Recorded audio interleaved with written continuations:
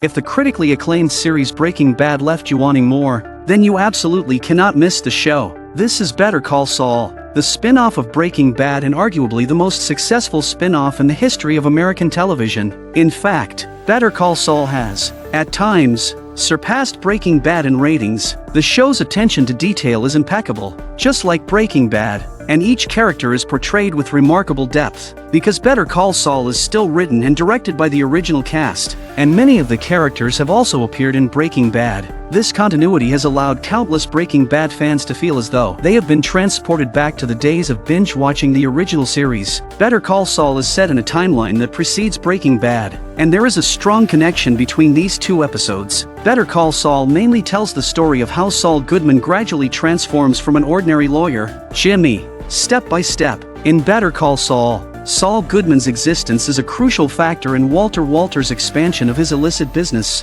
The story goes back to 6 years before Walter meets Saul. At that time, Saul was just an inexperienced lawyer named Jimmy, without any clients, taking on hopeless public defender cases. Although he earnestly and seriously defends 3 young clients in court, the opposing lawyer doesn't bother saying a word, simply presenting undeniable video evidence and ending the case. Jimmy knew the case was unwinnable and was only in it for the defense fees. He mistakenly believed he would earn $700 per client, totaling $2,100 for the 3 of them. However, the court's policy was to pay by session, not by client. Seeing that he couldn't win the argument with the clerk, Jimmy stormed off in frustration. In the parking lot, just as everyone thought the white Cadillac was his car, Jimmy turned and headed towards an old, beat-up Suzuki that better suited his current status. But fortune had not completely abandoned him. Just as Jimmy stepped out, he received a call from an unknown number. It seemed his advertisement had worked, and he had a new client. Jimmy quickly adjusted his attitude, hoping his sincerity would impress the caller. Law offices of James McGill, how may I direct your call?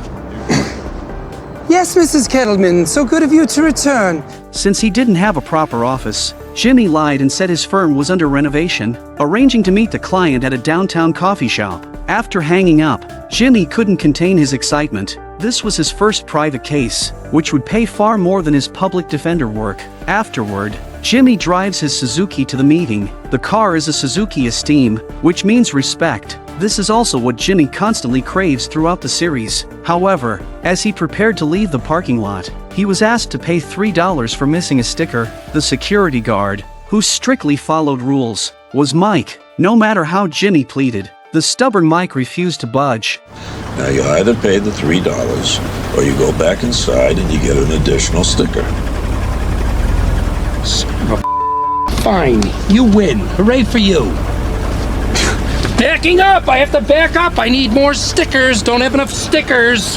Thank you! Thank you! Take a look at the tires on Jimmy's Suzuki. Unlike Walter's spare tire, Jimmy's car has 2 extra spares. These initial events highlight Jimmy's dire circumstances. Jimmy arrives at a coffee shop to meet his potential clients. The Kettleman couple, Craig, the head accountant at the Treasury Department, used his position to embezzle $1.6 million, but Craig's wife, Betsy, insists this is just an accounting discrepancy and claims her husband is innocent. Clever Jimmy goes along with her words, stating that he also would not represent criminals. He advises the Kettleman couple to take the initiative. Hiring him as their attorney would be like having life insurance, and he warns them of the severe consequences of not having legal representation. After Jimmy's persuasive pitch, the simple-minded Craig is ready to sign the retainer agreement, making Jimmy salivate at the thought of securing the deal. But Betsy suddenly stops him. It seems Jimmy's eagerness to close the deal made the suspicious Betsy sense something was off. She excuses herself, saying she needs to pick up the kids,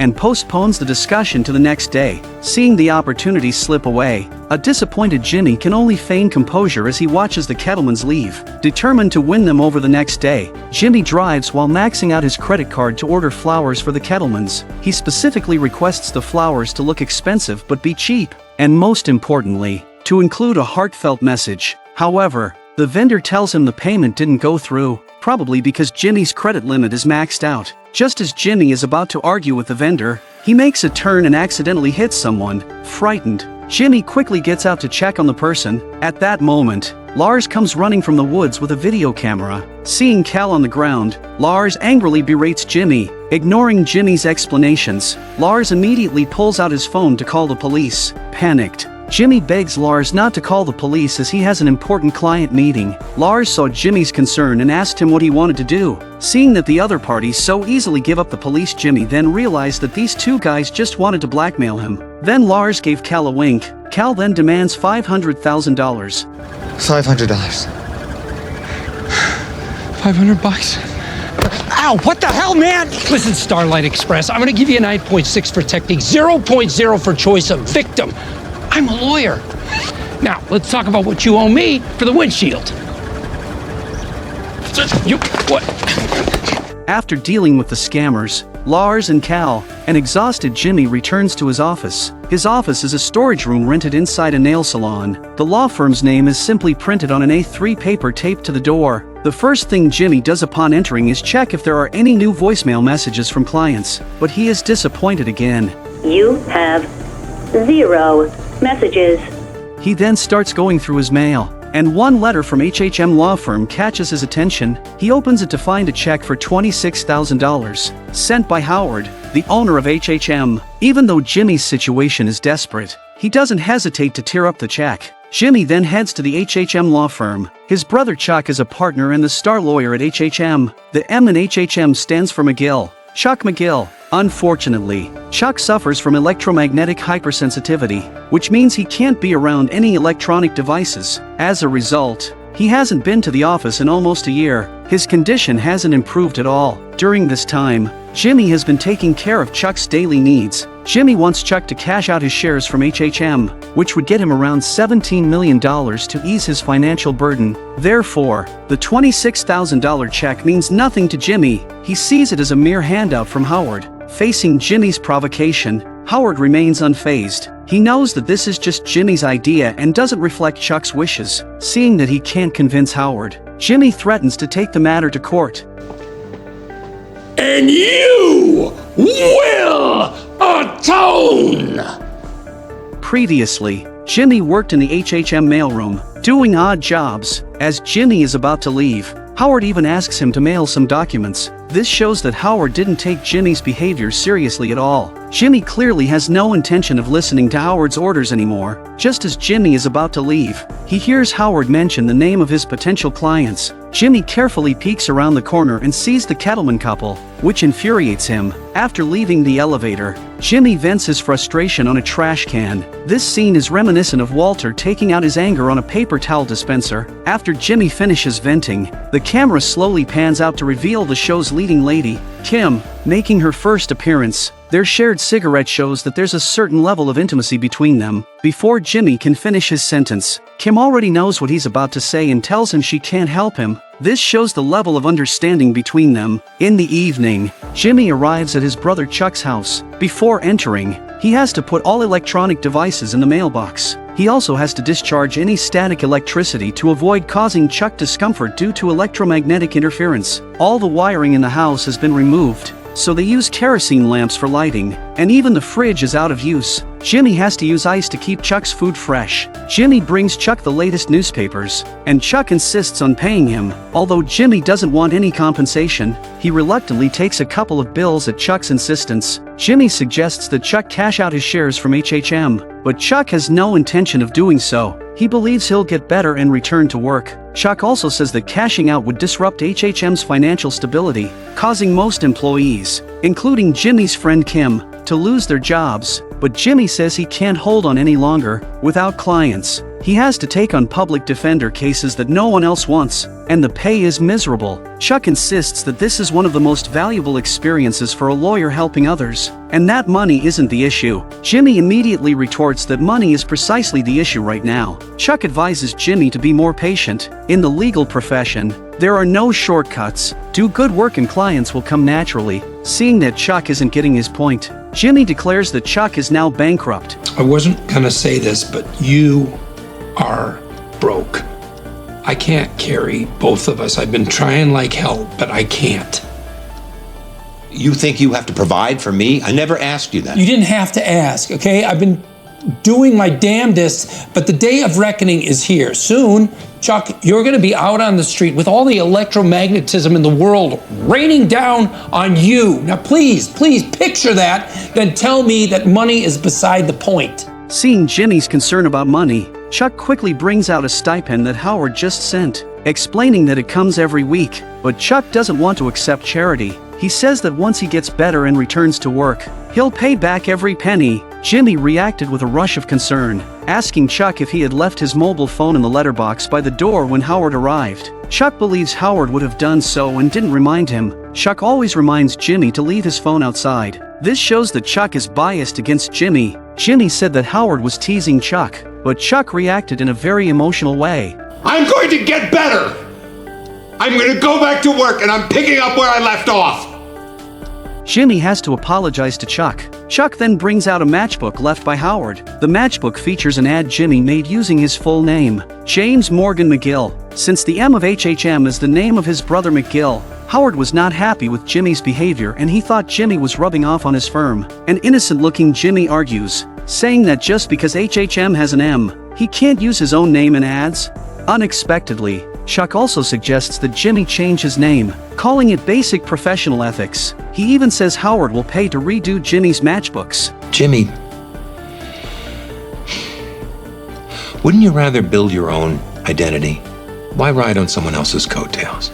Hearing this, Jimmy leaves in a huff with his phone and keys. Although he was very upset by Chuck's words, he didn't resent Chuck for it but transferred all his hatred to Howard. The next day, Jimmy decides to strike back at Howard. He teams up with the scammers, Lars and Cal, and learns that their highest daily earnings from scams are $600. Jimmy offers them $2,000 to stage another accident. The target is his recent potential clients, the Kettleman couple. Jimmy wants to steal the clients from Howard. He instructs Lars and Cal to remember the couple's car and plan the time and place for the scam. After the staged accident, Lars will pretend to call an ambulance as a signal for Jimmy, who will then act as if he's just passing by. Lars and Cal must pretend not to know Jimmy. This sets the stage for Jimmy to play the hero and win the clients over. After setting everything up, Jimmy hides and watches. He keeps rehearsing his lines in the car. Seeing the target clients about to leave, Jimmy quickly notifies Lars and Cal to get ready. The two are excited, already smelling the money.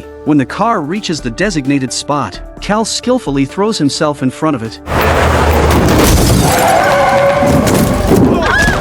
Seeing Cal on the ground, Lars rushes over to confront the driver, but what they never expected was that the other party did not have the slightest intention to get out of the car, but instead stepped on the accelerator and fled the scene. At that moment, Jimmy is still rehearsing his lines. When he got a call from Lars, he learned that the hit-and-run driver had fled the scene. Jimmy tells them to stay put and wait, unaware that they've secretly followed the car. Jimmy says hit-and-run is a serious crime, implying they could get more money. Hearing this, Lars and Cal abandon Jimmy, planning to keep all the money for themselves. Unable to reach them, Jimmy drives off to find them. Meanwhile, Lars and Cal have caught up with the car, but the driver isn't Betsy, it's an old Mexican lady. Unable to communicate in English, the lady invites them inside to get her grandson to translate. Jimmy quickly finds clues, seeing the skateboard and helmet on the ground, and the car's shattered windshield. Jimmy deduces that Lars and Cal are inside the house. He demands entry, claiming to be a lawyer. Open up, officer of the court!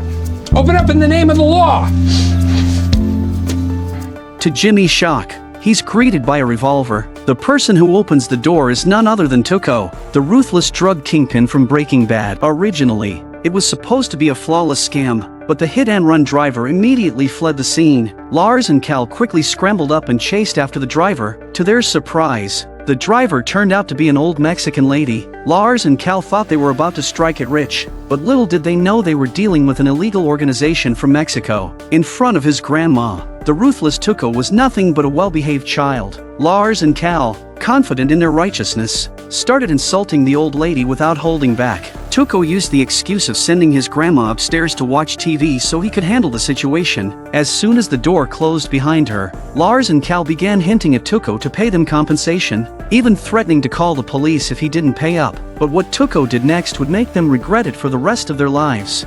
You called her Yeah, whatever, man. Please, hurry it up. I'm hurting here. Show us the green or La Policia is gonna come and they're gonna be taking Granny away. She's gonna go to jail. You want that? Yeah, that's right. Play it smart. Okay, good. No!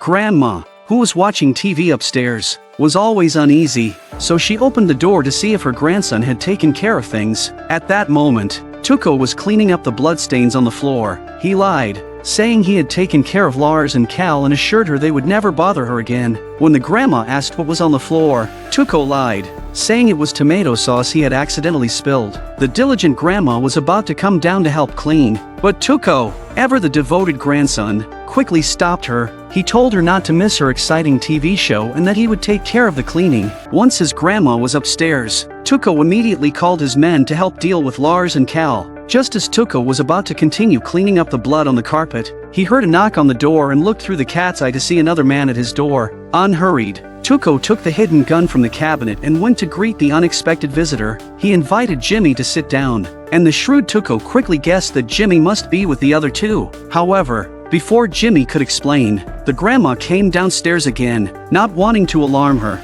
Tuco hid the gun behind his back and lied, saying Jimmy was a salesman. Jimmy noted Tuco's dutiful grandson act in front of his grandma. After she went back upstairs, Tuco continued to interrogate Jimmy with the gun, driven by a strong will to survive. Jimmy used all his rhetorical skills and maxed out his emotional intelligence. Jimmy first admits that his two stupid clients had a traffic accident and that they were unaware that they were following your beloved grandmother to this cozy house. In short, Jimmy praises Tuco to the skies and belittles him and Lars and Cal to the core. Seeing the bloodstains on the floor, Jimmy guessed that Lars and Cal had already met a grim fate. If they were dead, Jimmy would leave immediately and pretend nothing had happened. If Lars and Cal were still alive, killing them would not benefit Tuco. Jimmy assured him that the lesson he had given them would be remembered for a lifetime. The three of us will get far away and never dare to bother you and your lovely grandma again.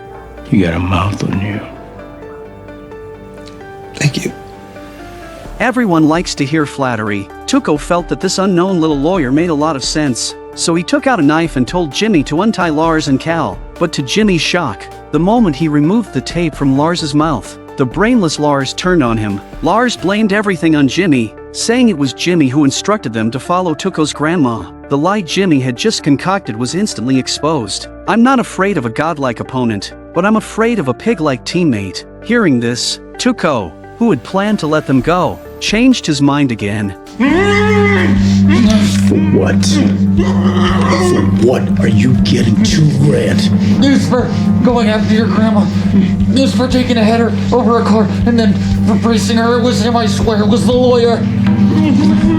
At this point, Jimmy was powerless to explain. The scene shifted to the three of them being thrown into the desert by Tuco, who continued to press Jimmy for the truth. Jimmy confessed everything, saying he originally planned to fake an accident with Betsy's car. He also revealed that Craig had embezzled $5 million in public funds. He took this desperate measure specifically to become the cattleman's lawyer, but who could have guessed that Tuco's grandma's car was the same model as Betsy's, causing those two idiots to follow the wrong person? Although Jimmy's words were entirely true, Tuco no longer believed his story. Tuco ordered his henchman Nacho to bring the toolbox from the car. Intending to torture the truth out of Jimmy, he clamped a pair of pliers on Jimmy's fingers, but Jimmy insisted he was a lawyer and handed Tuco his matchbook advertisement. Tuco glanced at it and threw the matchbook away, his suspicious nature making him still doubt Jimmy's explanation. Seeing that this lunatic was about to cut off his fingers, Jimmy, in desperation, claimed he was an undercover federal agent. This finally struck a chord with Tuco, and Jimmy's fingers were spared. Because Tuco's recent deal had been targeted by the police, he suspected Jimmy was an undercover cop. Nacho then requested to interrogate Jimmy himself. When Nacho asked why Jimmy was investigating him, the case's name, and what they were selling, Jimmy started fabricating lies again. Jimmy's explanation was stuttering, and he flatteringly described the operation as Operation Topple the King. This made Tuco burst into laughter. The rational Nacho, unlike the erratic Tuco, saw that Jimmy wasn't telling the truth. He asked Tuco for the pliers, threatening Jimmy that if he didn't speak honestly, he would indeed lose his fingers. Helpless, Jimmy had no choice but to sincerely confess everything. I'm James Morgan McGill. I'm a lawyer. I was trolling for business. Okay, that's the truth. Now you find a Bible, I'll swear. Okay, what about Operation Kingbreaker, I made FBI? it up, okay? I'm sorry. I don't know you. I don't want to. This was a mistake. Okay, it's my mistake. Okay, I take full and complete responsibility, but I don't know any of your names, and I got a bad case of face blindness. You let us go. We're gonna forget this happened. Guys, we're gonna forget, right? Nod your heads. Okay? So, if you just let us go. We wanna just go home. After hearing Jimmy's explanation, Nacho believed they posed no real threat to Tuco and suggested letting them go. Croaking a lawyer for no reason is bad business. He goes away, someone's gonna come look for him. They walked into my house. They disrespected my abuelita. They called her! And they just walk! Ah! Seeing Tuco's displeasure, Nacho tried his best to save Jimmy alone. Leaving Lars and Cal to Tuco's discretion, Tuco reluctantly accepted Nacho's suggestion. Nacho picked up Jimmy's matchbook advertisement that Tuco had thrown away. He warned Jimmy that he now knew his address and that Jimmy should be clear about the consequences. Jimmy's life was spared, thanks to Nacho. Nacho's behavior here is also a setup for the later episodes, and the answer is about to be revealed when you see the end of the video. Although he was free, Jimmy's still worried about Lars and Cal's safety. After all, he was the one who brought Lars and Cal into this, and if they died, his conscience would never be at peace. Jimmy wanted to save Lars and Cal but was stopped by Nacho, just as Tuco took out a knife, ready to act. Jimmy, ignoring Nacho's obstruction, tried his best to salvage the situation. During the conversation between Tuco and his grandma, Jimmy noticed how important family was to Tuco. He lied, claiming that Lars and Cal had a poor, widowed mother who worked hard every day as a maid to support these two kids. If Tuco killed them today, it would be like killing that poor mother. Jimmy tried to use family feelings to gain Tuco's sympathy. He continued to praise Tuco, elevating him like a judge dispensing justice, although they were at fault. You, sir, have already beaten them half to death. Lars and Cal would be terrified of you for the rest of their lives. Jimmy hoped Tuco would show leniency. While they were bargaining, Tuco's henchman Nodos interrupted with a few words, only to be warned by Tuco to stay silent. However, Nodos, not learning his lesson, would later be beaten to death by Tuco for speaking out of turn in Breaking Bad. Jimmy suggested to Tuco that he could break their legs, so they couldn't skateboard and cause trouble anymore. Tuco looks at Jimmy for being so respectful to him. Tuco takes Jimmy's advice. Thus, through his conscience and cleverness, Jimmy managed to save Lars and Cal's lives from Tuco.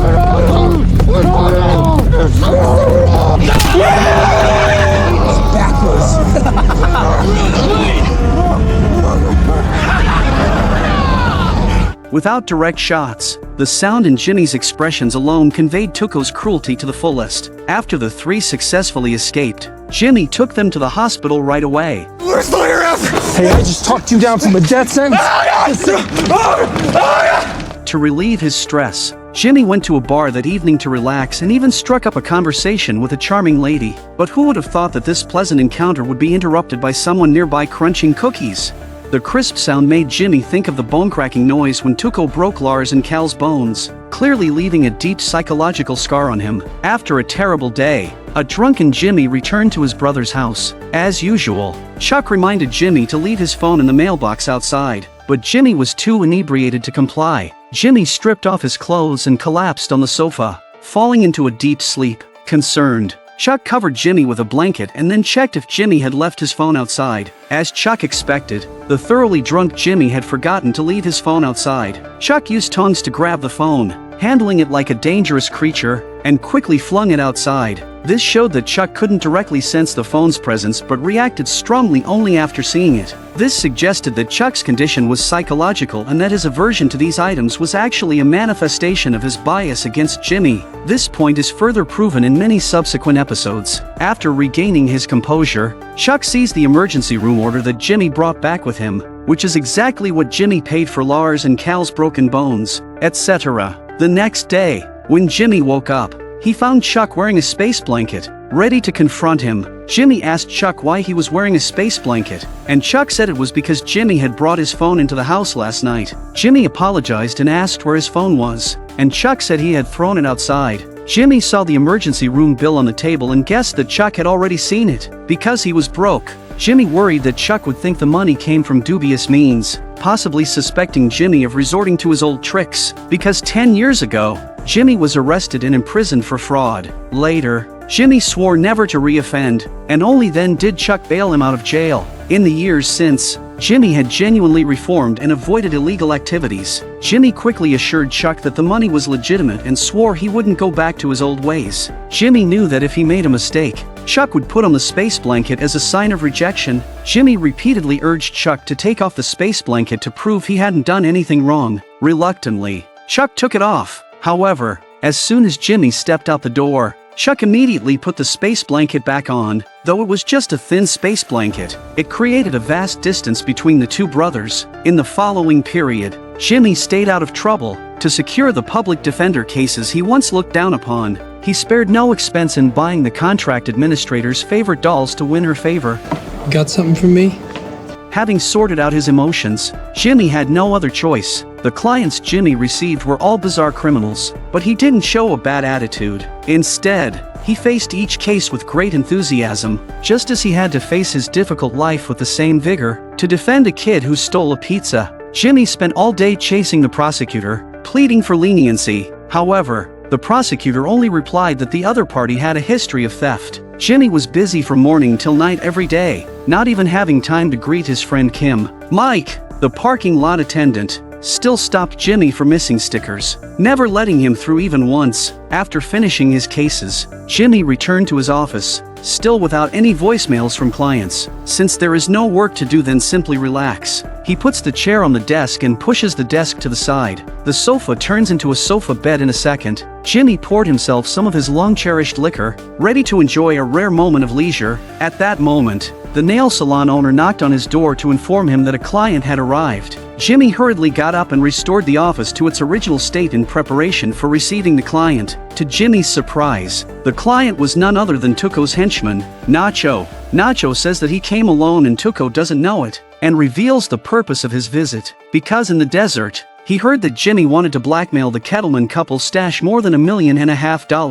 Nacho was interested in this money. This was also why Nacho helped Jimmy out of his predicament in the desert. Nacho said he liked robbing thieves because they wouldn't dare call the police. He wanted Jimmy to provide information and promised a 10% commission. However, as a lawyer, Jimmy knew this was a crime. He stuck to his principles and refused to participate. But Nacho reminded Jimmy that the only reason he was still alive and in his office was entirely because of Nacho's help. Jimmy expressed his gratitude and offered to provide Nacho with free legal services, but that wasn't what Nacho needed at the moment. He left his phone number with Jimmy and told him to think it over. Nacho then swaggered out of the nail salon. Jimmy was once again in a difficult predicament. If Breaking Bad is the pinnacle of American TV shows, then Better Call Saul is definitely the luxurious chandelier hanging from that pinnacle. In Breaking Bad, Walter White is inherently good. It's his terminal illness and unfulfilled talent that drive him down a path of no return, but it's Walter's own choice. In Better Call Saul, however, Saul Goodman is more shaped by his environment and the people he encounters, forcing him to become a wolf in order to survive. The third episode of the first season is titled Nacho, and he is the first key figure in transforming the inherently good Jimmy McGill. Nacho saves Jimmy from Tuco so that he can rob the embezzling Kettleman couple. Afterward, Nacho visits Jimmy's office to reveal his true intentions, but due to his personal ethics and professional integrity, Jimmy refuses to collaborate with Nacho. But this also put Jimmy in a deep anxiety that he could not sleep at 2 o'clock in the night. He looks at the phone number Nacho left him, torn with indecision. Eventually, Jimmy takes out his phone and presses a speed dial. Just when the audience thought that Jimmy had figured out that he wanted to work with Nacho, the person who answered the phone was his sleeping friend Kim. As a normal person, Jimmy's values don't change so quickly. Jimmy starts by chatting casually with Kim, then he inquires about her recent work. In reality, Jimmy's true aim is to find out about the Kettleman case, because the Kettlemans have hired the HHM law firm, and as an outstanding lawyer at HHM, Kim surely knows about the case. Jimmy complains that Howard stole his clients, but Kim explains that it was the client's choice and had nothing to do with Howard. Jimmy tries to find out how much money the Kettlemans embezzled, but due to professional ethics, Kim doesn't disclose her client's privacy. Still half asleep, Kim has no time to chat with Jimmy as she has to appear in court for the case the next day. Just as Kim is about to hang up, Jimmy hurriedly reveals his true purpose. He believes the Kettlemans are in danger because of the large sum of money they have, implying they might be targeted by robbers. He's trying to protect them through Kim, but Kim didn't see it that way. She asked Jimmy why he thought that, but Jimmy is so stumped and reluctant to tell the truth that he lies and says he's drunk and talking rubbish, so he tells Kim to get some rest. I'm no hero. After hanging up, the conflicted Jimmy tosses and turns in bed, unable to sleep. He decides to be a hero for once. Jimmy pulls off an entire roll of toilet paper, keeping only the cardboard tube. Then he grabbed a rubber band from the nail salon and found a piece of paper. Then Jimmy drives his Suzuki to a payphone in the suburbs. He uses the materials to create a simple voice changer and calls the cattleman's house. The first 2 times he dials, he hangs up before they can answer, torn between wanting to save the Kettleman family and fearing Nacho will find out he's tipping them off. Jimmy wrestles with himself. Finally, Jimmy gathers the courage to use the voice changer to warn the Kettlemans they are in danger, but the makeshift voice changer is so crude that the Kettlemans can barely understand what Jimmy is saying. In a rush, Jimmy removes the voice changer. Kettlemans, you're in danger. They're coming for your money. Bye. After telling the Kettleman couple about the danger, Jimmy can finally go home and sleep peacefully. Hearing they are in danger, the Kettlemans look anxiously out the window and indeed see a car parked across the street, seemingly watching them. It seems the anonymous call was not just an alarmist warning. The next day, the diligent Jimmy waits outside the prosecutor's restroom, persistently defending his client. However, the prosecutor remains arrogant and dismissive, not taking Jimmy's words seriously and certainly not agreeing to his demands. After much arguing, Jimmy realizes that the prosecutor has confused the case, a mistake Jimmy quickly seizes upon. He forces the prosecutor to accept his proposal, and the prosecutor reluctantly agrees. Jimmy's dedication to his work is something we can all learn from. Just then, he receives a call from Kim, because last night Jimmy told Mr. and Mrs. Kim Kettleman that their home might be in danger, and then this morning the family disappeared. Kim wants to know what's going on. Hearing this, Jimmy hurriedly prepares to go to the scene, but no matter how anxious Jimmy is, Mike refuses to let him through without enough parking fee. So Jimmy sneaks past Mike and presses the gate button.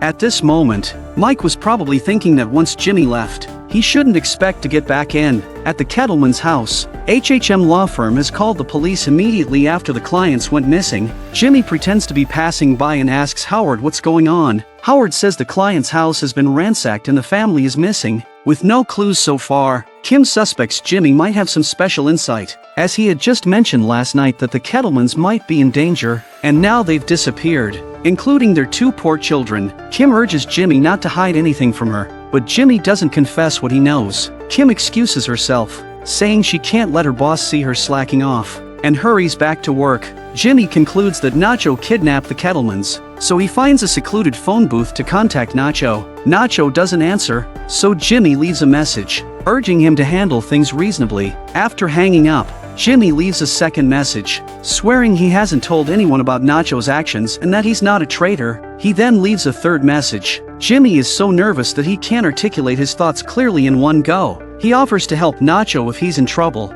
leaves the payphone number, and says he'll wait there for Nacho's call. After waiting for a while, the phone finally rings. Jimmy answers quickly, but there's no response from the other end, just the sound of the call being disconnected. Jimmy stands there bewildered for a moment, then prepares to drive away, but unfortunately, his unreliable Suzuki won't start. At this moment, Jimmy sees someone approaching in his rearview mirror, and there's another person in front of him, clearly blocking him in. Helpless, Jimmy abandons his car and runs away on foot. Walking.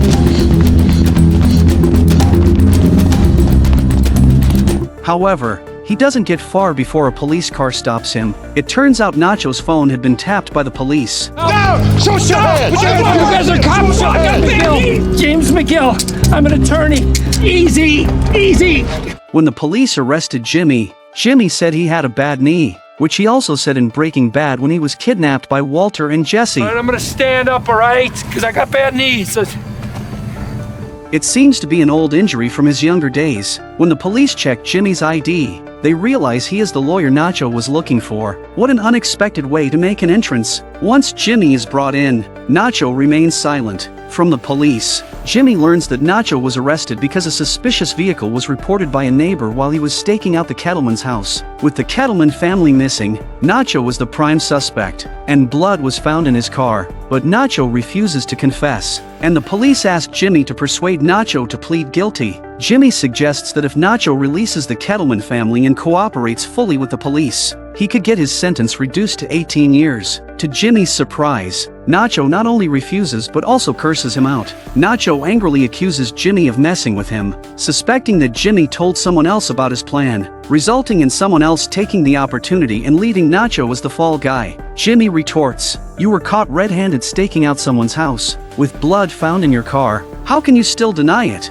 Nacho insists he was only scouting and planned to act when the Kettleman family was asleep. He never even entered the Kettleman house. He claims the blood in his car is from when he drove Jimmy to the desert a few days ago. If the police test the DNA, they'll find it's Jimmy's blood, making things complicated for him. Nacho reiterates that he only told Jimmy about the plan, so his arrest must be due to Jimmy's betrayal. Jimmy tries to argue but is frightened by Nacho's intensity. You know what? I don't even care. The cops are out there right now poking into my business, and if they find something on me or my partners for real, it's gonna be bad for you. Really bad. Bad? Bad as in? You get me out of here. Today. Or you're a dead man.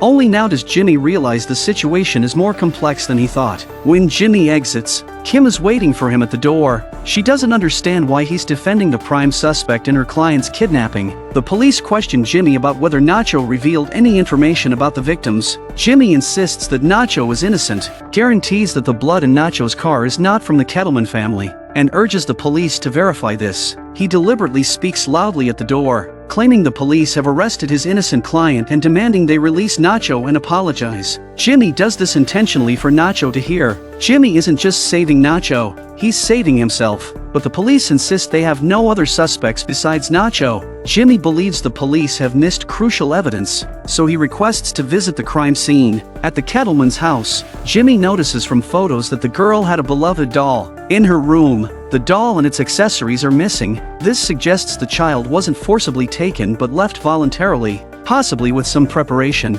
Jimmy suspects that the Kettleman family staged their own kidnapping because they embezzled over $1 million.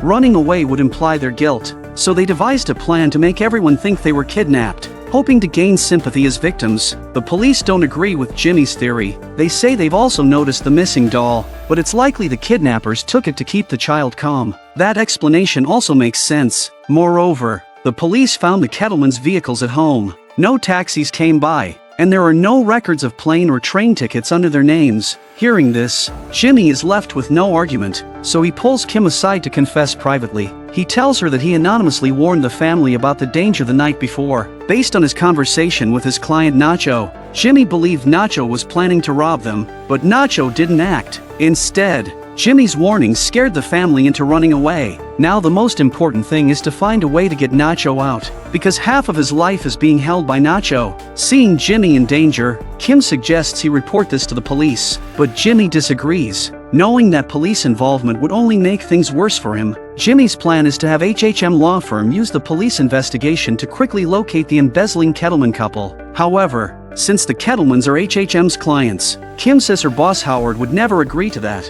and even she wouldn't agree to it. Seeing this plan won't work, Jimmy prepares to negotiate with Nacho on his own. Jimmy's confession to Kim shows the depth of their relationship, as Jimmy trusts Kim to keep his secret. When Jimmy arrives at the courthouse parking lot, he can't retrieve his parking ticket. Mike tells him to park elsewhere, but there are no other parking lots within several miles. Even when other cars arrive, Mike refuses to open the gate. In anger, Jimmy directly blocked the car in front of the door, and then he got out of the car ready to clean up the old man. But Jimmy has no idea that this old man is a Vietnam War veteran. Geezer!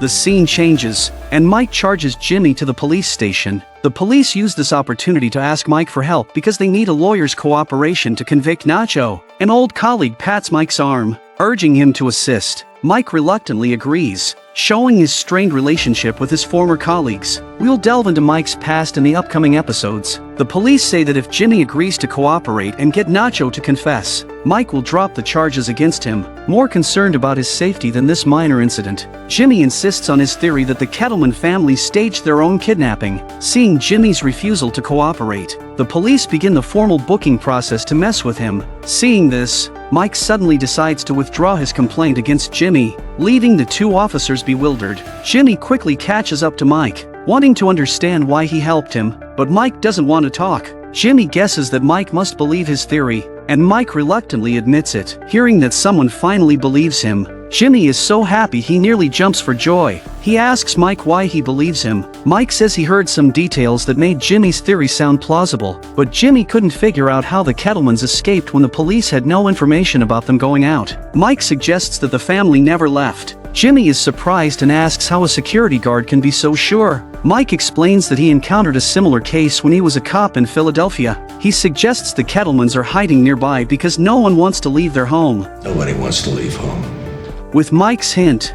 Jimmy returns to the Kettleman house to search the vicinity. The camera subtly hints at the answer. Jimmy heads to the backyard, looks toward the hillside, and starts searching the area meticulously. Jimmy searches from day into night. Finally, persistence pays off, and Jimmy finds the Kettleman family. He immediately calls Kim, letting her hear the singing from the tent. Hey, it's me.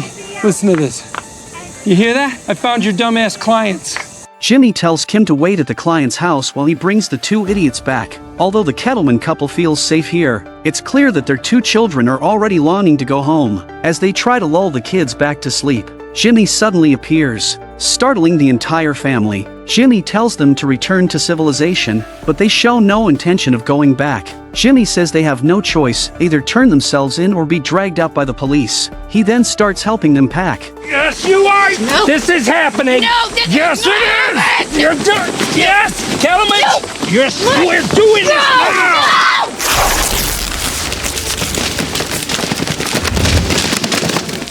now! Now, with cash scattered everywhere and being caught red-handed by their lawyer Jimmy, it seems they can no longer deny their crime. Yes, we're doing this now!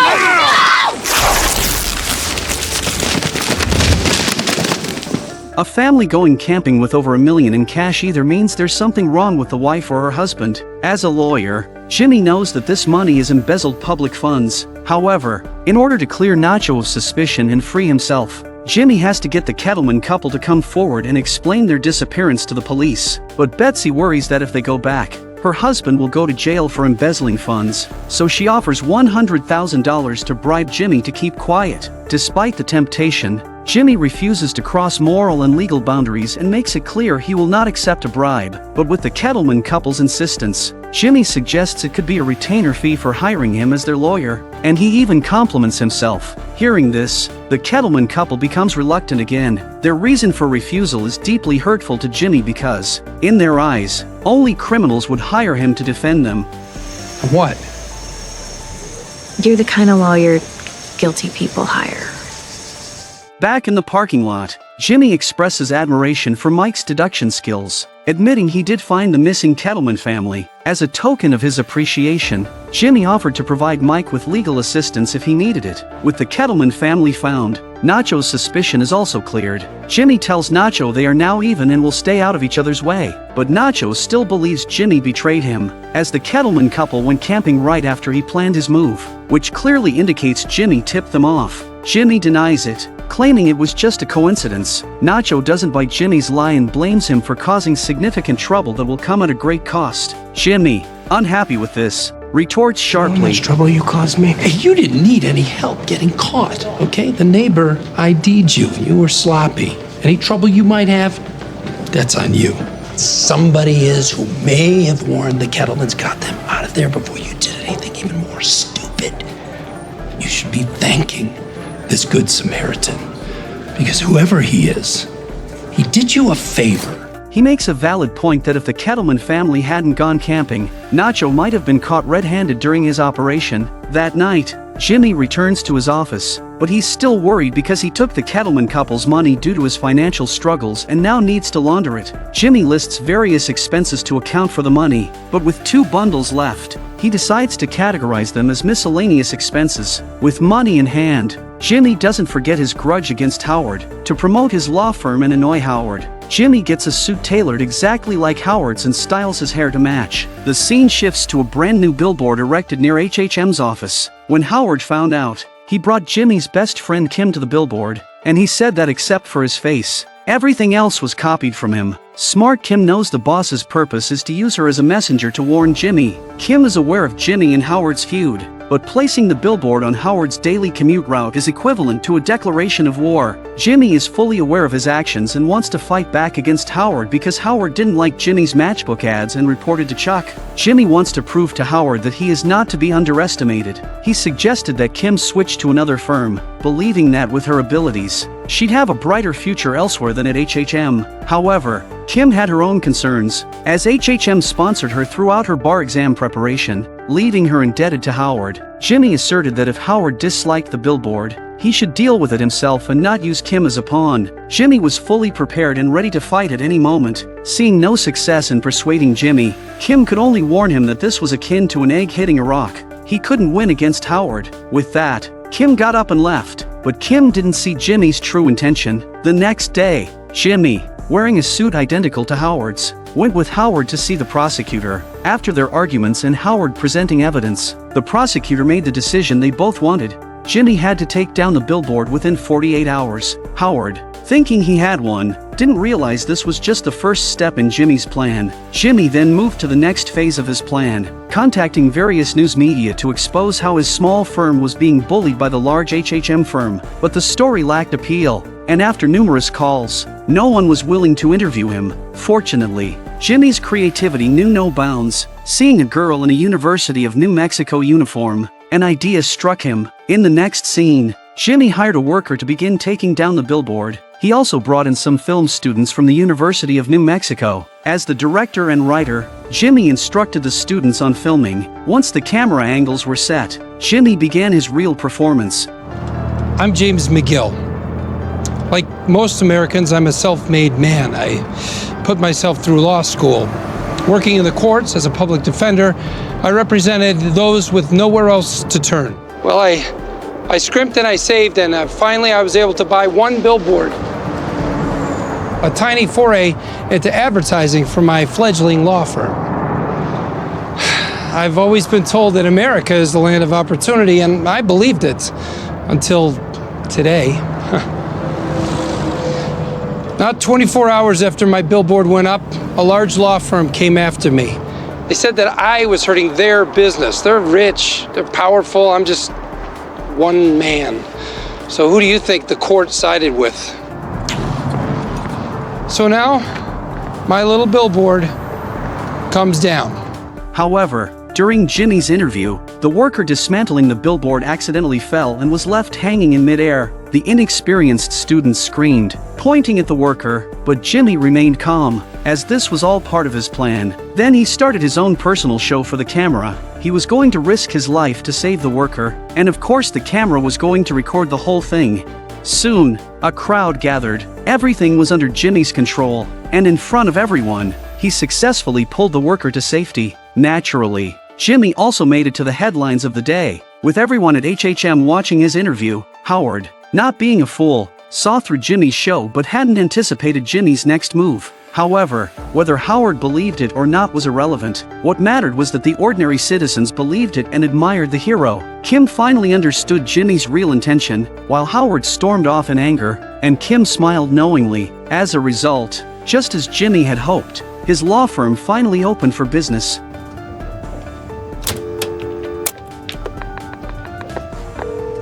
Have 7 new messages. The next morning, Jimmy arrived at his brother Chuck's doorstep. Jimmy picked up the newspaper from the ground, glanced at the front page headline featuring his heroic act, and quickly hid it. If Chuck saw it, he would definitely know it was another one of Jimmy's schemes. As usual, Jimmy first placed his electronic devices in the mailbox. Jimmy brags to Chuck that he got 3 calls from clients this morning. Chuck outwardly celebrated but wore a surprised expression as he inquired about the source of Jimmy's clients. Jimmy evaded the question, saying he just followed Chuck's advice, and clients naturally came to him. Chuck knew Jimmy well and sensed he was hiding something, so he asked for today's newspaper. Jimmy handed him a stack, but observant Chuck noticed one was missing. Jimmy lied, claiming the mailman might have forgotten it or some kids might have taken it. But Chuck grew more suspicious. After Jimmy left, Chuck saw the neighbor's newspaper across the street. To expose Jimmy's lie, Chuck endured the pain from electromagnetic radiation to buy the neighbor's newspaper. Of course, doing so without the neighbor's consent. Unfortunately, the neighbor witnessed this scene. Back home, Chuck immediately opened the newspaper and, as expected, the front page headline was about Jimmy's heroic act. Chuck hurriedly wrapped himself in a space blanket, symbolizing his inner rejection of Jimmy's actions. The episode opens with a flashback to young, sly Jimmy during his con artist days. Jimmy and his friend Marco got hold of many fake Rolex watches, with Jimmy in charge of approaching unsuspecting men like Stevie. When Jimmy and Stevie were walking down the street in the middle of the night, he purposely let Stevie pick up Marco's wallet, which he had thrown away beforehand. The selfish Stevie takes the money and the wallet for himself, and then they run into Marco lying drunk on the ground. Jimmy pretended not to know Marco and snatched the watch off Marco's wrist before walking away. Stevie wanted to see the watch, but Jimmy feigned ignorance and refused to show it. Seeing that Jimmy is easy to bully, Stevie directly snatched the watch. When Stevie discovered it was a Rolex, worth at least $3,000, he quickly offered to trade it with Jimmy. Jimmy feigned reluctance, so Stevie gave him all the money he had and then parted ways with Jimmy, feeling triumphant. Later, sucker! I think that's what Jimmy wanted to say to him. After Stevie left, Marco, who had been pretending to be asleep, immediately got up. Life really is like a play. It all relies on acting skills. This also hinted at Jimmy's plan to use his unique talents to achieve his goals in this episode. However, these cunning tactics were what Chuck disapproved of, forming the core of the rift between Chuck and Jimmy. He is the world's most embarrassed lawyer. He doesn't have a decent office, so he meets his clients in a cafe. He drives an old, beat-up Suzuki, and he can't even afford a $3 parking fee. Unable to get normal cases, he works as a public defender for criminals. To make matters worse, he's now being targeted by the illegal organization. Through a twist of fate, he lands a huge sum of money. With this infusion of funds, he manages to turn things around and successfully markets himself. After a year without any business, his law firm finally gets its first custom case. Ricky's home is a luxurious mansion in the suburbs, with the gate a full kilometer from the house. In the distance, there are fenced-off wooden stakes, indicating that the whole area is his property. Parked at Ricky's house is a military-grade Hummer, making Jimmy's little car look ridiculously small in comparison. Ricky first praises Jimmy for his heroic act of saving a worker on the billboard and then admires his perseverance and hard work. It turns out Jimmy's carefully prepared speech was unnecessary. In Jimmy's advertisement, his speech resonated with Ricky, who was unhappy with the current ruler's oppression of entrepreneurs. Ricky expressed his desire to secede from the United States and build a micronation like the Vatican. Seeing Ricky's ambition, Jimmy realizes this could be a case that lasts for years. The two quickly hit it off. Ricky asks about Jimmy's fees. Cleverly, Jimmy pauses to think and, seeing Ricky's extravagance, quotes a rate of $450 per hour. Ricky finds hourly billing cumbersome and instead offers a flat fee of $1 million, with a $500,000 advance payable immediately. Jimmy thinks that's fair, so Ricky goes to get the money. Jimmy is overjoyed but keeps a calm exterior. Ricky returns with a tray full of cash and presents it to his new lawyer. To Jimmy's shock,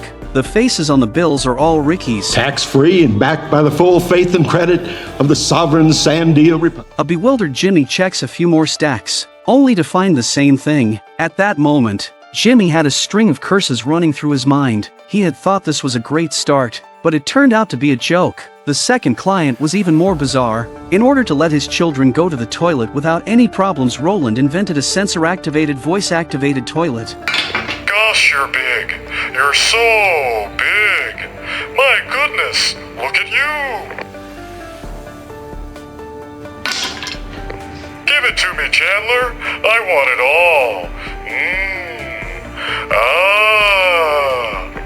Roland thinks his invention is brilliant and wants Jimmy to help him patent it, but Jimmy finds it too suggestive and prone to innuendo. Roland feels his pure intentions are sullied by Jimmy, and their discussion quickly falls apart. Jimmy is disappointed, wondering what kind of odd clients he keeps encountering. Despite this, he heads to his third client's home. who was an elderly lady. Mrs. Strauss wants to hire Jimmy to distribute her clay figurines as part of her estate to her children. Jimmy's humor makes Mrs. Strauss laugh heartily. After some jokes, Jimmy quotes a fee of $140, payable in 2 installments. Mrs. Strauss pulls out her wallet and pays the full amount up front without hesitation. Jimmy finally earns his first payment of the day. In the evening, Jimmy does Kim's nails while sharing stories about the odd client he's met today. Fortunately, Mrs. Strauss trusted him a lot. Kim suggested Jimmy focus on the elderly as a target group, noting they often need legal support. Just as she finished speaking, her boss called to say that something had happened to Chuck and asked if she could find Jimmy. It turned out that morning, because Chuck forcibly bought the neighbor's newspaper, the neighbor had called the police. Seeing that Chuck wouldn't open the door, the police observed through the back window that all the wiring in the house had been removed and there was a large stockpile of portable stove fuel. The police concluded that he was a psychopath and used extreme measures. As a result, Chuck suffered severe allergic reactions due to the intense electromagnetic radiation. When Jimmy arrived at the hospital, his first move was to cut off all the power to the equipment, prompting the nurse to urgently try to stop him. Seeing that she couldn't dissuade Jimmy, the nurse went to get help. Jimmy noticed one light that remained on and decided to remove the bulb directly. Security guards and doctors arrived to intervene. Jimmy explained that the patient had electromagnetic hypersensitivity and all electrical devices needed to be turned off. Kim vouched for Jimmy, stating he was the patient's brother and knew what to do. Hearing this, Laura used a remote to turn off the light and then asked Jimmy what was going on. Just as Jimmy was about to explain, he realized everyone still had their electronic devices on them. He hurriedly collected the devices and placed them in a bag by the door. Only then did Jimmy have a moment to ask what had happened. Laura provided a brief overview of the situation. Jimmy scolded Laura for not calling him directly. Laura explained that the only contact information they had was a business card for HHM, so they contacted Howard first. This showed Jimmy's standing in his brother's eyes. Laura recommended that Chuck undergo a 30-day psychiatric evaluation. Hearing this, Chuck gradually regained his composure, insisting he couldn't stay there and explaining his condition to Laura. Chuck realized Laura was diagnosing him with a mental issue and vehemently argued against it to avoid being taken to see a psychiatrist. At this point, Laura walked to the end of the bed and asked Chuck how he managed daily life with his symptoms, then secretly turned on an electrical device. Kim and Jimmy watched closely. Chuck didn't sense the electromagnetic field, proving his condition was indeed psychological. Laura requested to speak with Jimmy privately. As Jimmy was leaving, Chuck pleaded with him to take him home. Jimmy remarked that Laura's tactic was quite underhanded, but Laura explained it was necessary to diagnose Chuck's condition accurately and recommended he see a psychiatrist. Jimmy claimed he had already taken Chuck to see the best psychiatrists in the world, but nothing worked, although Jimmy insists that he took meticulous care of Chuck. In her view, Jimmy was enabling Chuck's behavior. Making Chuck use kerosene lamps at home could easily cause a fire, and with no communication devices in his house, it is extremely dangerous. Jimmy was left speechless by Laura's critique. He saw Kim's opinion, and she also suggested Chuck should receive proper treatment. However, seeing his brother's suffering, Jimmy ultimately decided to take Chuck home. Just then, Howard arrived. Despite the recent tension between him and Jimmy, they agreed on how to handle Chuck's situation. Howard said he had spoken with the district attorney and refused to sign any papers admitting Chuck to the hospital. Jimmy, ever suspicious, immediately saw through Howard's true intentions. Jimmy remarked that Howard didn't want Chuck diagnosed with a psychological condition because it would make Jimmy his guardian, giving him the power to remove Chuck's shares from HHM, something Howard definitely didn't want. Howard, feigning innocence, accused Jimmy of overthinking and insisted he was only concerned for Chuck's well-being. Jimmy threatened to hospitalize his brother and thanked Howard for the reminder. Kim quickly ran after them, also believing that Jimmy shouldn't use Chuck's illness to threaten Howard. Jimmy admitted he just wanted to make things difficult for Howard, but he still planned to take Chuck home. The first thing Chuck did when he got home was ask Jimmy to bring him the space blanket. Though reluctant, Jimmy complied. This showed that deep down, Chuck still rejected Jimmy. Jimmy noticed the newspaper on the table and realized Chuck's relapse was triggered by seeing his front page news. But Chuck refused to admit this and didn't want to argue. Jimmy bluntly stated that he put up the billboard solely for advertising, nothing more. As a seasoned lawyer, Chuck knew advertising was legal and had no rebuttal. Jimmy explained that it had brought him business and promised never to revert to his old self, adding that he intended to specialize in elder law. Seeing Jimmy's sincerity, Chuck gradually let go of the space blanket. Although Chuck didn't verbally acknowledge his psychological issues, his actions betrayed him. The next day at the nursing home, the elderly residents found Jimmy's ad under their jelly cups. Need a will? Call Jimmy McGill. Jimmy, in a friendly white suit, introduced himself to the nursing home residents and warmly greeted each one. It's worth noting that this nursing home was also where Hector stayed in Breaking Bad. In the evening, Jimmy returned home from work, bringing enough stickers and giving Mike a business card. Jimmy didn't directly say Mike was elderly, demonstrating his high emotional intelligence. This business card set the stage for future plot developments. The next storyline naturally shifted to Mike's side. After his night shift, Mike went to a diner, looking troubled. This diner was a regular spot for Mike. In Breaking Bad, after Gus's death, Lydia met with Mike here, pretending not to know him, while the waitress was clearly familiar with Mike. Then Mike came to his daughter-in-law Stacy's doorstep, but they didn't talk when Stacy saw Mike. There seemed to be a deep rift between them. When Mike got home, he was drinking a beer and watching TV when he suddenly saw a shadow pass by the window. Instinctively, he turned off the TV. A knock followed. Mike grabbed a baseball bat for protection and peeked through the peephole. It was an old acquaintance. Mike put down the bat and opened the door to find his former colleagues from Philadelphia. They were there about Mike's son. Long way from home, aren't you? You and me both.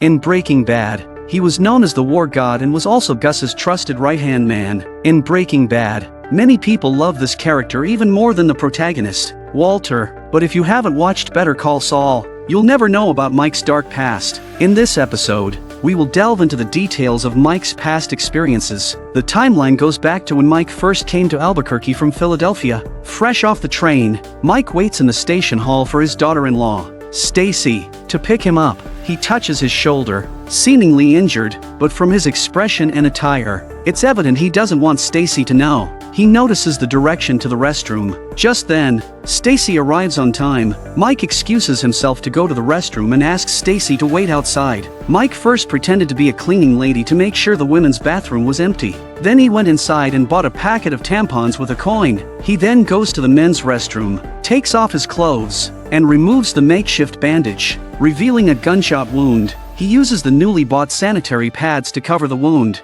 then gets dressed and prepares to start his new life. Mike arrives at Stacy's house and plays with his granddaughter for a while before he and Stacy get to the inevitable topic of conversation. That would be Mike's son Matt. Matt, who always saw his father as a role model, was upright and incorruptible. As an adult, he became a good cop. However, the good times didn't last long and Matt was tragically murdered about 6 months ago. It's hard to describe the pain of losing a loved one. Stacy also lost the husband she deeply loved, and poor Kaylee lost her father's companionship. All three of them were trying to adjust to the loss of a loved one, but Stacy had a knot in her heart that she couldn't get out of. It was the time before Matt's murder that he changed his temperament, and Stacy thought that Mike would have noticed. One night, she overheard Matt making a phone call outside, angrily, which was unusual for her typically easygoing and optimistic husband. Stacy thought her husband was talking to Mike on the phone, but Mike denied it and acted calmly. Mike tries to comfort Stacy, urging her to move on from the grief of losing her husband, as she still has Kaylee to care for. While comforting Stacy, Mike is also persuading himself. Without the answers they were looking for, they lost the conversation. Stacy says she needs to cook dinner and put the child to bed, and Mike gets up, ready to leave. As he leaves, Mike mentions he'd be happy to help look after his granddaughter if needed. In an unfamiliar city, Mike hails a taxi. Noticing his wound has started bleeding again, he asks the driver to take him to a private veterinary clinic for treatment, since they don't have medication for humans. Dr. Caldera suggests Mike buy some anti-inflammatory drugs at a pharmacy. Learning that Mike is new to the area, Caldera kindly offers him some job opportunities. Knowing that Caldera's jobs are likely illicit, Mike tactfully declines. This lays the groundwork for later episodes where Mike will seek Caldera's help for work again. With a transition of a silhouette, Mike leads the Philadelphia police into the local police station's interrogation room. Picking up from the last episode's cliffhanger, Sanders, an old colleague from Philadelphia, asks Mike to help with a murder investigation in private, but Mike refuses to cooperate and insists on going through the proper process. No matter how Abbasi inquires, Mike responds like a broken record, repeating the same sentence. Lawyer. You're not under arrest. Okay, did anybody here say arrest? No. You want to walk, walk. But I gotta say, Lawyer. Out of options, Abbasi reluctantly agrees to Mike's request and asks which lawyer he would like to call. Mike hands over the business card Jimmy gave him the previous night. The scene shifts to Jimmy entering in a white suit, holding a cup of coffee. Upon arriving in the interrogation room, Jimmy starts teasing Mike. So what happened? The mayor didn't give you enough stickers? Then, Jimmy hands Mike the coffee he ordered, telling him not to waste it, as he will charge an extra hour of service fees. Mike tells Jimmy that the coffee is on him, briefly describes the situation to Jimmy, and asks him to accidentally spill the coffee on a young policeman taking notes after their conversation ends, leaving the rest to him. Jimmy thinks this is asking him to assault an officer, and he refuses Mike's request. However, Mike, a former cop, knows that this does not count as assault and reminds Jimmy of the time he helped find the missing Kettleman couple. The clever Jimmy guesses that Mike's goal is to take the police's notes. Jimmy says he's a law-abiding lawyer and won't violate his professional ethics to repay him. It seems Mike's plan is about to fall through. Philadelphia police begin taking Mike's statement. They are investigating the case of 2 Philadelphia police officers who were murdered, and these officers were Matt's colleagues. About 9 months ago, the 3 of them were ambushed while on a mission, and tragically, Matt was killed. Hearing this, Jimmy deeply sympathizes with Mike's plight of losing his son. Abbasi adds that the 2 surviving officers were also murdered 3 months ago, and no clues have been found since their bodies were discovered. The police believe that the killer might be the same person who killed Matt, and they hope Mike can provide some valuable leads. But Mike states that he didn't know them well, only that he saw them at a bar the night they were killed, and he was too drunk to remember more details. He then mentions that he came to Albuquerque the next day, and that's all he knows. After finishing his explanation, Mike signals Jimmy that their conversation is over. Mike shakes hands with Sanders to say goodbye, but to the audience's surprise, Jimmy changes his mind and pretends to accidentally spill the coffee on Abbasi. Seeing this, Mike quickly comes up with a prepared napkin to help Abbasi wipe off the spill and takes the opportunity to take the notebook from Abbasi's pocket. As they get into the car, Jimmy wonders why Mike knew he would change his mind, but Mike just chuckles and doesn't give a straight answer. After a few interactions with Jimmy, Mike had calculated that Jimmy would change his mind, which reflects Mike's solid grasp on human nature. Jimmy realizes that the other party suspects Mike is the murderer of the 2 police officers, but they have no evidence. Mike doesn't deny Jimmy's perspective. Later that evening, when Mike gets home, he finds out from the police notes that it was Stacy who had called the police, and he angrily calls Stacy. We need to talk.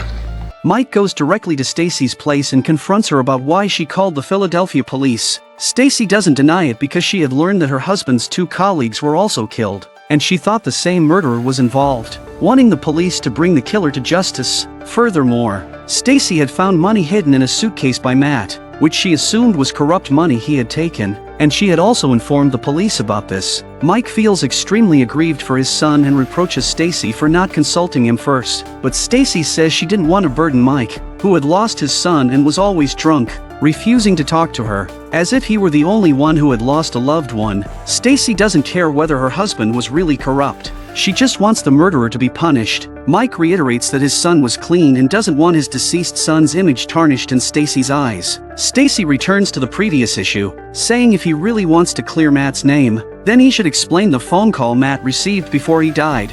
Right now, this is it, Mike. What was that phone call? Before he died. That was between me and my son. So you're admitting it was you? He wasn't dirty! You get that through your head! My son wasn't dirty! This is the first time Mike loses his temper with Stacy, and he walks out of the house, with another transition of a silhouette. The timeline goes back to 3 months ago, the night before Mike came to Albuquerque. Mike approaches a police car, then ties a knot in a rope, threads the rope through the car door, and loops the knot over the door lock. With a gentle pull, Mike tightens the knot around the lock. Now, a light tug is all it takes for Mike to easily open the police car door. He looks around to ensure no one is watching, then begins to tamper with the police car. Mike then went to the pub to drink, and when he was drunk he saw 2 of his son's former co-workers. Intuition tells Mike that it was these 2 who killed his son. Then, Mike approaches the 2, deliberately revealing that he knows they did it. The 2 pretend not to understand what Mike is saying. After all, this is a public place, and though Mike acts drunk, His mind is very clear. Mike continued drinking until the bar closed before he was willing to leave. He and the bar owner were old acquaintances, and the owner wanted to find a car to take him home. But Mike insisted on walking since he had already sold his car. Mike also mentioned that he would be heading to Albuquerque, New Mexico the next day. The owner kindly warned him about the prevalence of tarantulas there, jokingly advising Mike to be careful not to get bitten and become Spider-Man. This inevitably reminds us of the boy with the tarantula in Breaking Bad. As a drunk Mike staggered out of the bar, those two police officers were indeed waiting for him. Seeing Mike in a stupor, they offered to take him home. Mike initially politely declined, not wanting to trouble them, but the two forcibly pushed him into the car and, concerned that Mike's gun might misfire, took it from him. This confirmed that these two were indeed the murderers of Matt. Mike's plan for revenge was all under his control. In the car, one of the officers even deliberately probed what Mike meant by what he said in the bar. Mike bluntly reveals that they killed his son because Matt refused to take their bribes. They conspired to have him murdered during a mission by setting him up to be killed by a criminal. Mike asserted that he would find evidence. It's worth noting that Mike acted as if he was drunk throughout, appearing utterly defenseless. This caused the two officers to completely let down their guard. They exchanged glances. Having silently agreed on their next move, they arrived at a secluded place. Intending to deal with the sleeping Mike, Mike pulled out the handgun he had previously hidden in the car. Then, they dragged him out. Now you wait there 1 second. He couldn't live with it. Not dying the way he did. It's too much for the old man. So Mike here decided to eat his gun. It's tragic, but anyone could see this coming. He's drinking himself to death. We're doing him a favor. Smart. That's what I would have done if I were you. Mike confirmed their guilt in murdering his son, and only then did the two realize they had been tricked. But it was too late. Mike finally avenged his wrongfully killed son, but tragically, he was also shot.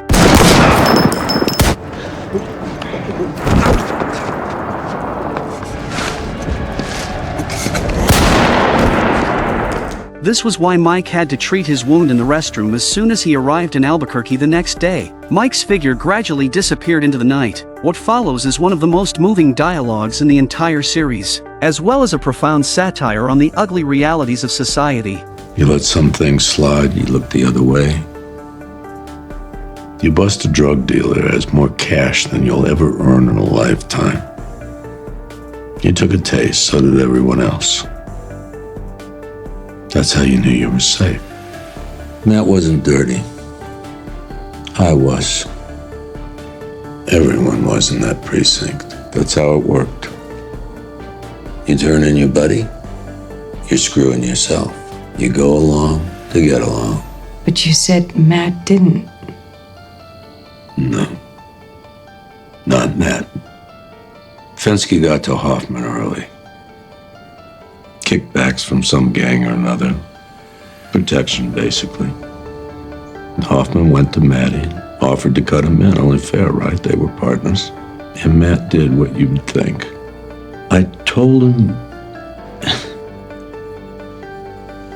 You know what a cop fears most? Prison.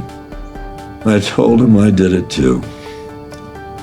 That I was like Hoffman, getting by. And that's what you heard that night. Me talking him down, him kicking and screaming until the fight went out of him. He put me up on a pedestal. Broke my boy. He went to Hoffman, he took the money, but he hesitated. Even looking like you're doing the right thing to those two meant that he wasn't solid, that he couldn't be trusted. And they killed him 2 days later. And it was for nothing. I made him lesser. I made him like me. And the bastards killed him anyway. As a father, Mike felt it was his undeniable duty to instill proper values in his child. But tragically, the child died because of his integrity. Stacy's confusion about that phone call was finally resolved, but she had another doubt: who had killed the two police officers who murdered her husband? What happened? You know what happened. The question is, can you live with it? Hearing all this, Stacy already had her answer and knew it was Mike who had killed the two officers. At 2 in the morning, Jimmy and Mike were waiting at the police station for the arrival of the Philadelphia police. It was clear that the other party had already discovered the missing notebook. Abbasi was convinced that it was Mike and Jimmy who had stolen the notebook, but he had no concrete evidence. Jimmy returned the notebook to Abbasi, claiming he had found it in the parking lot. Faced with the smooth-talking Jimmy, Abbasi seemed at a loss for words. Abbasi says that Stacy might be able to provide important clues, but Mike is all calm because he knows that Stacy is on the same side as himself. When Abbasi left, Mike asked Jimmy to leave first. He wanted to talk to his old ex-colleague. Jimmy was worried that Mike might say something wrong, but Mike insisted that he leave. Sanders expressed his condolences to Mike for the loss of his son. In fact, Sanders was well aware of the situation but had no choice but to investigate Mike for the sake of the case. Sanders stated that as long as Stacy didn't provide any clues, the matter would end here. Sanders also believed that the two corrupt cops deserved to die. This could be a good thing, bringing new blood into the police department, and he highly regarded Mike's son. After saying this, Sanders got up and left. When Mike came out of the station, Jimmy asked him to recount every detail of their conversation, fearing that Mike might have said something that could affect him. However, the usually quiet Mike was reluctant to explain and assured Jimmy that he was safe, saying the lawyer's services were no longer needed. After that, Mike told Jimmy to send him the bill and then drove away. At this point, the relationship between Mike and Stacy had also eased. Early the next morning, Jimmy, as usual, came to deliver supplies to Chuck. The director gives a foreground shot of a worm breaking out of its cocoon, which is a hint of Chuck's next behavior, but when Jimmy arrived at his brother's house, he didn't see him. To Jimmy's surprise, Chuck, who had always been afraid of electromagnetic radiation, was out in the sunlight, gritting his teeth and enduring it for 2 minutes before rushing back inside. Jimmy was very surprised by Chuck's behavior. Chuck explained that he was practicing adapting to electromagnetic radiation. He didn't want to stay inside and slowly die. He wanted to get well quickly and return to work. Jimmy felt proud of his brother's actions. He then brought a pile of case files from his car, saying his small office couldn't hold them,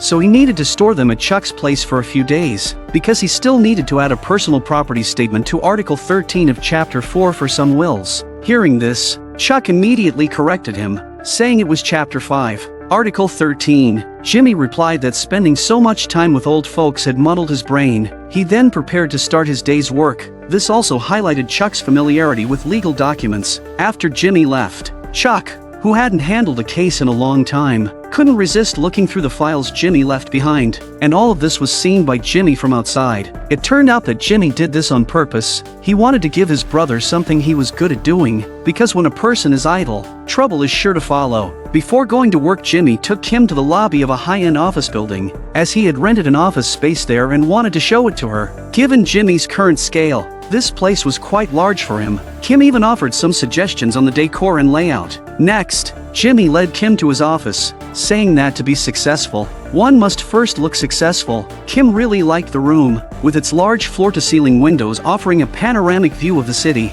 Jimmy then took Kim to another office, located at the corner of the building, with an even better view. Kim remarked that this should be the boss's office, but Jimmy said it was reserved for his partner. Curious, Kim asked who his partner was. Jimmy told Kim, "Didn't you say you were interested in elder law?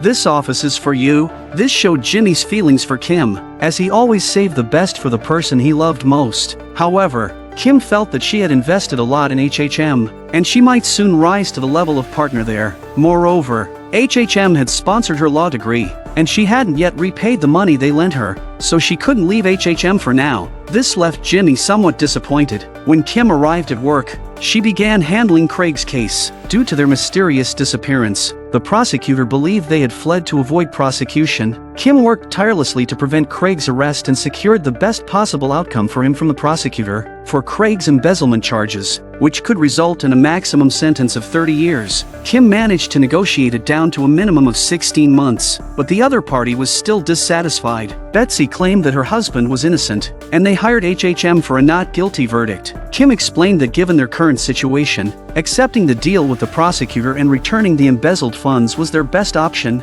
Hearing about repaying the money, Betsy became more agitated. Refusing to acknowledge the crime, she argued that with so many real criminals out there, it was unjust to target her innocent husband. Kim knew that admitting guilt was hard for them, but it was indeed their best choice. If they didn't agree and went to trial, they would not only lose but Craig could face decades in prison. Yet, Betsy remained unrepentant and decided to fire Kim. Howard, the boss, tried hard to retain the client but ultimately failed, resulting in Kim facing punishment from the firm. Meanwhile, Jimmy was at the nursing home playing games with the elderly, who were all having a great time. Even on the game cards, Jimmy didn't forget to plaster his advertisements. Jimmy was undoubtedly a marketing genius. Soon, the game's winner was announced. Bingo! Oh, we have a winner! The familiar sound of the bell reminded us of Hector from Breaking Bad, as this nursing home was where he stayed after becoming paralyzed. Just as the prize was about to be awarded, Jimmy suddenly received a call from the Kettleman couple. He never expected them to seek him as their lawyer. Jimmy knew that the Kettlemans were Kim's clients, and he now specialized in elder law. Plus, knowing that they were likely to lose this case, Jimmy didn't want to take it. In an effort to persuade him, the Kettlemans showered Jimmy with compliments, but Jimmy remained unmoved. Seeing the negotiation failing, Betsy mentioned that she had already paid Jimmy a retainer. Hearing this, Jimmy quickly excused himself to the restroom to call Kim for information. After learning the details, Jimmy advised them to return to HHM, apologize to Kim, and accept the best deal she had negotiated for them. Seeing Jimmy refuse, Betsy reluctantly said that if they were prosecuted, Jimmy would also have to return the retainer since they were now in the same boat. Hearing this, Jimmy had no choice but to go to HHM and take over their case. Before leaving, he encountered a dejected Kim, who had been demoted by her boss for losing the client. Jimmy explained that he had tried to persuade the clients, but they insisted on having him handle the case. Kim, knowing Jimmy's abilities, told him that he couldn't win this case because these two bizarre clients were so unprofessional that they didn't even destroy evidence properly and kept deceiving themselves. That night, Jimmy pored over their case files, trying to find a breakthrough, but found nothing. He looked up at the ceiling, took out his stash of unused dirty money, and a sly idea formed in his mind. He enlisted Mike's help. Mike sprayed the money with fluorescent liquid and then placed it on a remote-controlled car to transport it to a designated location. Next, it was just a matter of waiting for the Kettlemans to take the bait. Hours passed, and when Craig came out to throw the trash, he finally noticed the toy car with cash. He hurriedly took it to report to his wife. Betsy didn't think much of it. She assumed a child had taken it out to play, so she quickly hid the money. This was exactly what Mike intended. Late at night, Mike quietly broke into their house. Using a UV light, he quickly found the stash. Jimmy saw that the money Mike brought back was even more than last time. He thanked Mike for not running off with it. Then Jimmy put all of his remaining money into the bag. Mike was bewildered. Jimmy said he was doing the right thing, since Jimmy had helped Mike before. Mike's assistance this time made them even. Jimmy felt a pang of regret in his heart, as he no longer had the money to rent the office space he had his eye on. Early the next morning, Jimmy went straight to Craig's house. They thought Jimmy had changed his mind and was going to help them with a not guilty defense. But to their surprise, Jimmy was there to discuss a deal. Before negotiating, Jimmy suggested they check their stash of embezzled money. Up until that moment, they still insisted there was no such thing. Jimmy, exasperated, had to remind them of the hiding place. When Betsy heard this, she couldn't sit still. She rushed upstairs to check and found that the money was gone. She demanded to know where the money was. Jimmy claimed it was already on its way to the prosecutor's desk. Betsy accused Jimmy of being a thief and threatened to call the police on him. Jimmy advised Betsy to come to her senses. Criminals don't have the power to make the police arrest people. He told her to return to HHM, apologize to Kim, and accept the best deal Kim had secured for them. Betsy threatened to expose Jimmy's acceptance of a bribe, but Jimmy had already thought of a countermeasure. Jimmy said if he was in danger, Betsy would be too. Originally, only Craig would go to jail, but if Betsy exposed Jimmy, all three of them would end up in prison. Hearing this, Craig was instantly shaken, considering they had 2 kids to take care of. He urged his wife to accept Jimmy's offer. Jimmy took them back to HHM and handed them over to Kim, ensuring that she would no longer face punishment from the firm. Afterward, Jimmy went to the office space he had planned to rent, because he had returned the bribe money, and with Kim not accepting his invitation, the despondent Jimmy couldn't help but break down.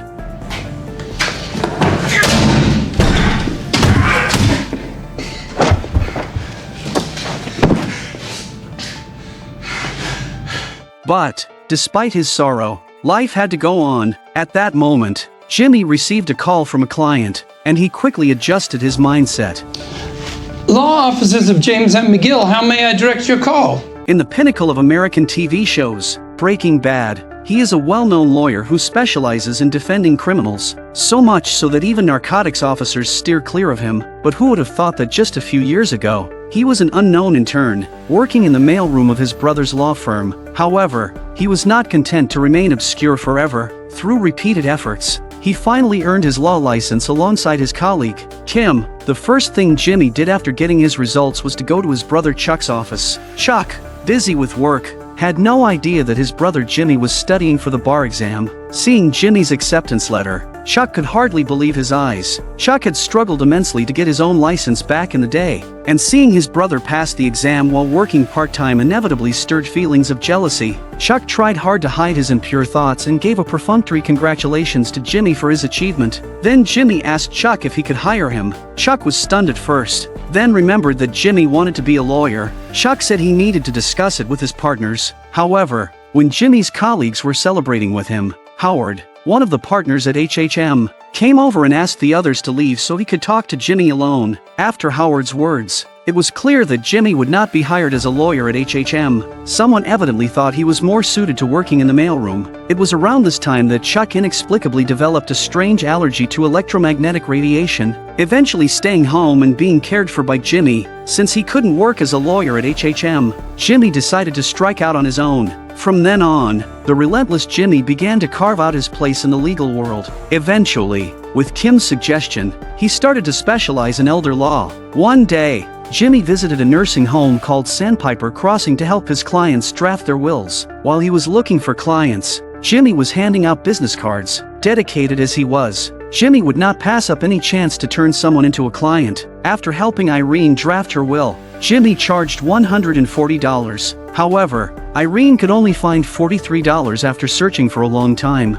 Feeling embarrassed, Irene told Jimmy to take the will and that she would pay the rest after receiving her allowance next week. But Jimmy didn't do that. Jimmy left Irene an address and told her to send him the money when she had it. He also gave her a 20% discount. This showed that Jimmy had a soft spot for clients in tough situations. However, as Jimmy was about to leave, he realized something was odd about Irene's mention of the allowance. He went back to ask for details. To his shock, he learned that the allowance was what Sandpiper Crossing issued to the elderly after taking their Social Security and pension, deducting living expenses, and then distributing the remaining money. Irene thought this was convenient and everyone had accepted it. Jimmy's keen sense told him something was amiss. He gathered Irene's friends to examine the accounts. As expected, hidden in the fine print that the elderly couldn't read well was a startling secret. But clever Jimmy didn't make a fuss. He decided to gather enough evidence first. Unbeknownst to Jimmy, his actions were noticed by the receptionist, Paula. Jimmy hurried back to his brother's house to get the client files he kept there to find the evidence. Chuck guessed that Jimmy left the files there on purpose, hoping he would see them. Chuck admitted he fell for Jimmy's trick and promised he wouldn't look at the files again. Jimmy acted nonchalant and then talked to his brother about the nursing home issue. He told Chuck about the nursing home's fraud against its clients and that the evidence could be found in these bills. Since the print was too small, Chuck had to use a magnifying glass to examine it. The documents showed that a box of tissues for a client cost $14, which was clearly an overcharge. While individual amounts weren't high, consumables were used quickly, and with the nursing home's large client base, the total became substantial. Chuck couldn't believe he missed such important data in a case he reviewed. Jimmy reassures Chuck that he was probably just careless and didn't read the small print and says he just got lucky. Jimmy also looked into the fact that the nursing home was a national chain. Hearing this, Chuck advised that if Jimmy figured out their operational model and gathered more evidence, he could file a class action lawsuit. Excited that his brother was willing to help, Jimmy prepared to return to Sandpiper Crossing to collect more evidence. However, when Jimmy returned to the nursing home to register again, Paula, who had noticed Jimmy's intentions, quickly intervened to stop him. Jimmy saw through a crack that they were destroying evidence and tried to stop them, but Paula called over two big men who promptly pushed Jimmy away. Not wanting to make things worse, Jimmy pretended to leave but then had an idea. He faked a stomachache and asked to use the restroom. Paula, not suspecting anything, let him go. Once Jimmy got to the restroom, he immediately started drafting a legal notice. In no time, He had filled an entire sheet of cardboard with dense writing. Seeing that Jimmy was taking too long, Paula began urging him to hurry from outside the door. When he ran out of cardboard, Jimmy wrote on toilet paper, "This is a demand letter informing Sandpiper Crossing of pending litigation for defrauding my clients through systematic overcharging." You're shredding in there. I'm not deaf. I can hear you. Stop right now. This makes it official, right? If you don't stop shredding right now, that's destruction of evidence. Spoliation, that's what it's called. And it's a felony. So call your lawyers right now and tell them I said that. Me, James McGill, Esquire. But in the end, Jimmy was still kicked out. Undeterred, Jimmy waited from daylight until evening, finally seeing Paula discard the shredded documents. When no one was around, Jimmy approached the trash can, determined to make a comeback. Jimmy dove into the foul-smelling trash to search for evidence, even accidentally grabbing a child's diaper. Worse, the two bodyguards came back to dump more trash. At this time, Jimmy did not dare to make a sound, but only to endure all kinds of filth that came to his face. Just as the two bodyguards left, Jimmy's phone suddenly rang. It was Rick, the attorney for Sandpiper Crossing, calling. Rick saw Jimmy's legal notice and wanted to test the waters. Jimmy could only whisper into the phone, listing Sandpiper Crossing's crimes one by one, and betting he would find more evidence. Rick asked Jimmy to speak up, so Jimmy pretended he was listening to Mozart's opera, The Magic Flute. Realizing that Jimmy's information was indeed damaging to his client, the sly Rick quickly changed the subject. He asked Jimmy if he knew Chuck McGill since they had the same last name. After all, everyone in the legal world knew Chuck. Jimmy admitted that Chuck was his brother, having established their relationship. Rick claimed that he had called Jimmy because of Chuck. He then threatened that Jimmy's actions constituted extortion and warned that if he continued, he would face charges. But Jimmy wasn't easily intimidated. Seeing that Jimmy wouldn't back down, Rick made a tactical retreat. Sorry for interrupting your evening. Enjoy the magic flute. Blow my magic flute. With nothing to show for it, Jimmy comes out of the bin and angrily kicks at it. After finally getting up, Jimmy noticed another trash can nearby. He opened it and found the shredded documents. Jimmy brought the evidence back to his brother's house. Seeing the scattered pieces of paper on the floor, it was undoubtedly a massive task. Jimmy worked through the entire night. Woke up, Chuck found Jimmy made a mess. Jimmy rushed to explain that he just needed a place to work. In fact, he also wanted to let his brother to help him. Chuck wasn't angry and agreed to let Jimmy work there, even kindly making him a cup of coffee. However, when he brought the coffee, he found that the exhausted Jimmy had already fallen asleep. Chuck put a pillow under Jimmy's head to make him more comfortable. Then Chuck continued Jimmy's work. When Jimmy woke up, he saw that Chuck had already pieced together several pages of solid evidence. Jimmy was thrilled. Chuck also took the initiative to join Jimmy's investigation. Having his brother, a renowned lawyer, recognize and assist him was something Jimmy had always longed for. Next, Jimmy asked Kim for help in copying some legal documents from HHM, but Jimmy's request was too extensive and beyond Kim's capacity. It would take hours to complete. Desperate, Jimmy asked to use his brother Chuck's credentials. Immersed in the work, Chuck gave Jimmy the green light. Kim was surprised that Jimmy and Chuck were working together. Given that Chuck was in the hospital not long ago, Jimmy didn't want others to think his brother was incapable. He assured Kim that Chuck was perfectly fine. The next morning, Rick received the evidence sent by Chuck and Jimmy. Reluctantly, Rick had to cancel his schedule to handle the matter. Jimmy had been waiting for some time. He politely stepped out to greet Rick and his team upon their arrival. Considering Chuck's condition, Jimmy reminded them to leave all their phones and electronic devices in the car. Rick had heard about Chuck's condition, so he instructed his team to comply with Jimmy's request. They were seated at a table that had been prepared in advance. Chuck, who hadn't negotiated a case in a while, was a bit nervous. Jimmy encouraged Chuck, saying, "They fear you. Just sit there and look stern. I'll take care of the rest." When the renowned Chuck made his appearance, everyone stood up in respect. Rick greeted him with a big smile, even mentioning a case they had worked on together a decade ago to establish rapport. In the face of Rick's flattery, Chuck only gave a perfunctory greeting. Then they got straight to the point. Rick mocked the so-called evidence Jimmy had fished out of the trash. Jimmy sarcastically replied that if they couldn't afford a lock, anything thrown away was public property. Rick claimed that Jimmy's accusations of elder abuse against Sandpiper Crossing were unfounded. He argued that his clients were spread across the country, and wherever inspected, the elderly lived comfortably. He then said the overcharges Jimmy's clients experienced were due to an auditing error. an isolated incident that did not constitute fraud. Rick estimated that Jimmy's clients had lost about $46,000. To compensate the clients, Rick offered to not only cover their losses but also pay an additional $40,000 for emotional distress, rounding up the total to $100,000, provided Jimmy agreed to drop the lawsuit against Sandpiper Crossing. Hearing this, Jimmy produced more evidence showing that Sandpiper Crossing was engaged in interstate fraud, clearly a case of fraud, warranting at least triple damages. Jimmy scoffed at the mere $100,000 offer, calling it an insult. Throughout the discussion, Jimmy kept glancing at Chuck. Although Chuck remained silent, his presence was authoritative. If Chuck weren't there, Jimmy might lose his composure. Rick saw the situation in companions to discuss and then directly let Jimmy open a price. At this point, Chuck finally spoke. He demanded $20 million.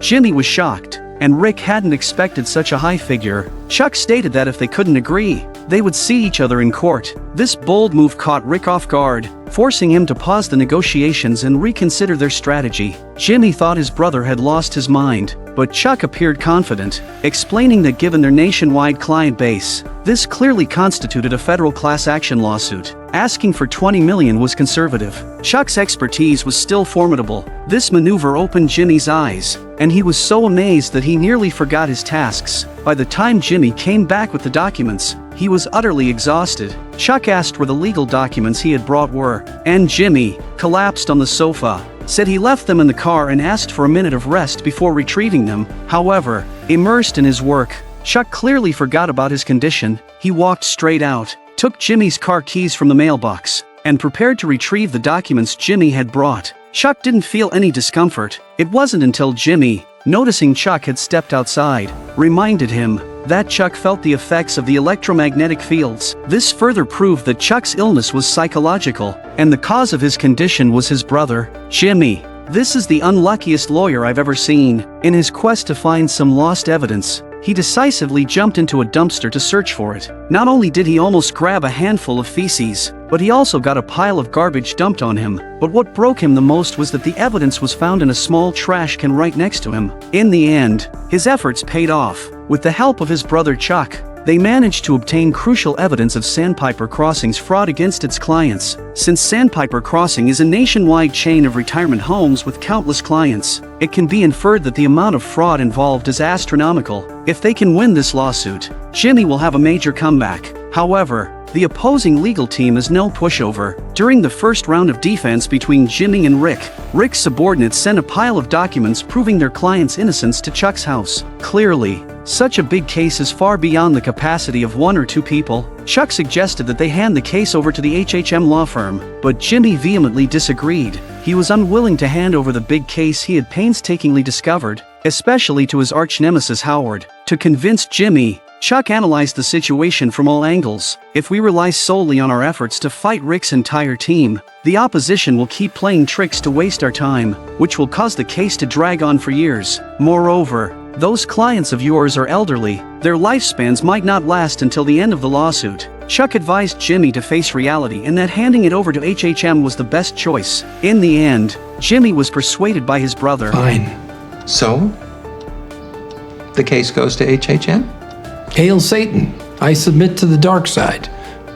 A disappointed Jimmy could only console himself by saying he could have an office next to Chuck's. Jimmy assumed that since he brought such a big case to HHM, Howard would surely hire him as a lawyer and let him choose any office he wanted. Hearing this, Chuck fell into deep thought. It seemed he was planning something. After Jimmy fell asleep, Chuck began to act. He picked up a pencil and a pair of high-temperature resistant gloves from the drawer. Then, Chuck, wrapped in a space blanket, went to the mailbox outside. He picked up Jimmy's turned-off phone and turned it on. He then skillfully dialed a number. Yes, hello. No, it's me. Although there was no specific conversation content, this laid a crucial foreshadowing for the upcoming plot. The next morning, Jimmy thoughtfully custom-made a space blanket suit for his brother because Chuck needed to attend a meeting at HHM for the case transfer. Worried about Chuck having any sudden issues, Jimmy and Chuck agreed on a signal for returning home.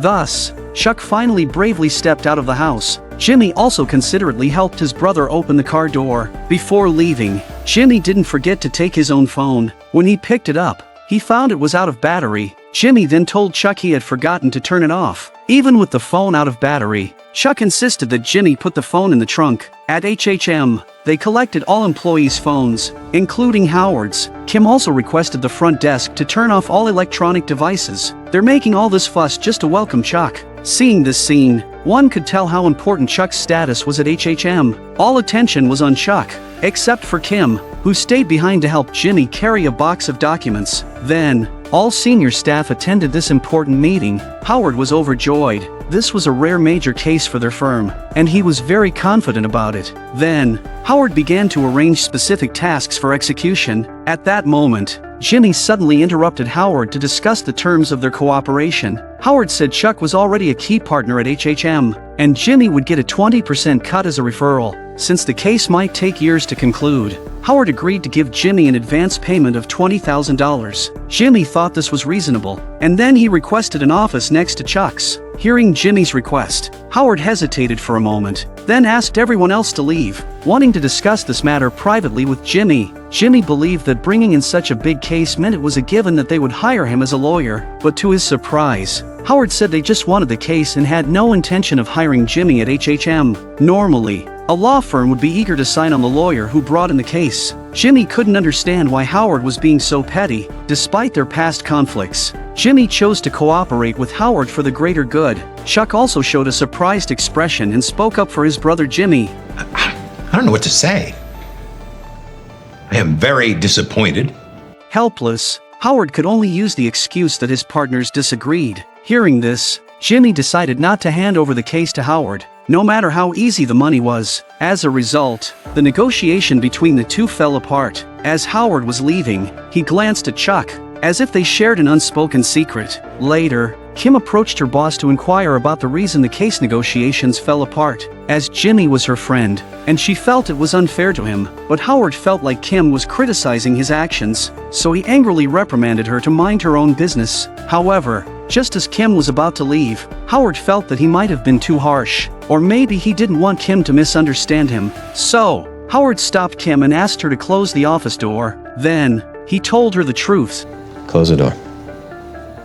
That night, a frustrated Jimmy carried a full box of liquor to his office in the nail salon. Knowing the truth, Kim had been waiting for him for quite some time. At this moment, Jimmy wished he could tear Howard to pieces. However, Kim advised Jimmy to accept Howard's terms, saying it was the best choice for him, but she didn't explain why. Jimmy was stunned. He thought Kim was sent by Howard to persuade him. He couldn't believe that his only friend wasn't on his side. Jimmy finally lost his temper at Kim for the first time.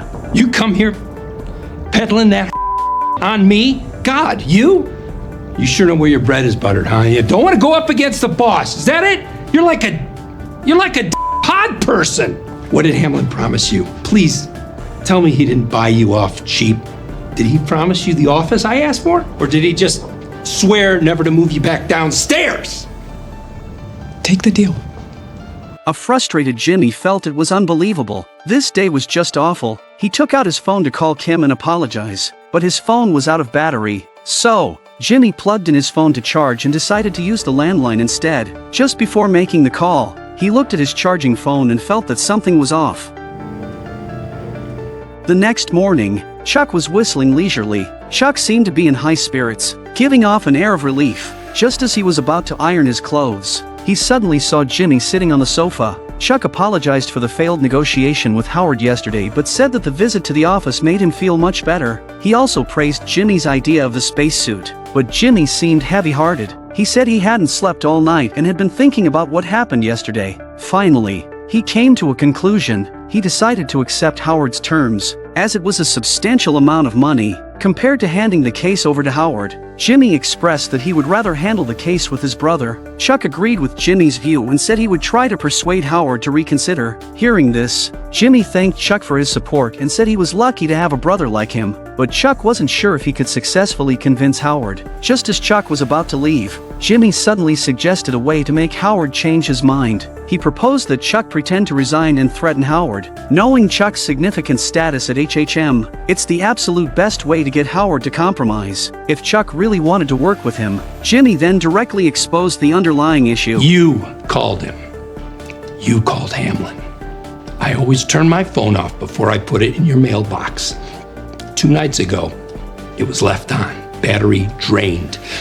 I was so sure that I turned it off, because I always do. It's a habit, right?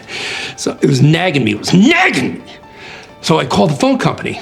Turns out there was a deleted call at 2 a.m. when I was asleep right there. The only person who could have made that call and deleted it is you, Chuck. What was so important that you had to call Howard before our meeting? The only thing I can think, the only thing that makes sense is you told him not to hire me. It was always you, right? Tell me why. Seeing his scheme uncovered, Chuck had no choice but to come clean. You're not a real lawyer. University of American Samoa? An online course? What a joke. I worked my ass off to get where I am. And you take these shortcuts and you think suddenly you're my peer? You do what I do because you're funny and you can make people laugh? I committed my life to this. I thought you were proud of me. I was. When you straightened out and got a job in the mailroom, I was very proud. The law is sacred. If you abuse that power, people get hurt. This is not a game. You have to know on some level, I know you know I'm right. You know I'm right. Hearing what Chuck had to say, Jimmy felt there was no point in arguing with him anymore. Jimmy said he had already prepared 3 or 4 days worth of supplies for him. He was fed up and told Chuck to take care of himself from now on. With that, Jimmy left without looking back. He couldn't accept that all of this was orchestrated by the brother he respected. Looking back at the previous plot, I don't know what to say. I am very disappointed.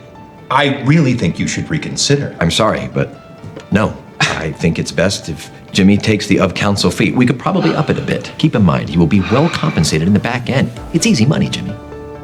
No reason not to take it. You have to admit that Chuck and Howard put on quite a performance. If Jimmy hadn't figured out the truth, Howard would have been unfairly blamed. So, here's the question. Have you ever encountered someone like Chuck in your life? He might look like an ordinary gatekeeper, but he is actually a retired Vietnam War veteran. Not only does he have a face that closely resembles Sylvester Stallone's, but his moves are also very swift and precise. If he and Stallone were to fight, who do you think would win?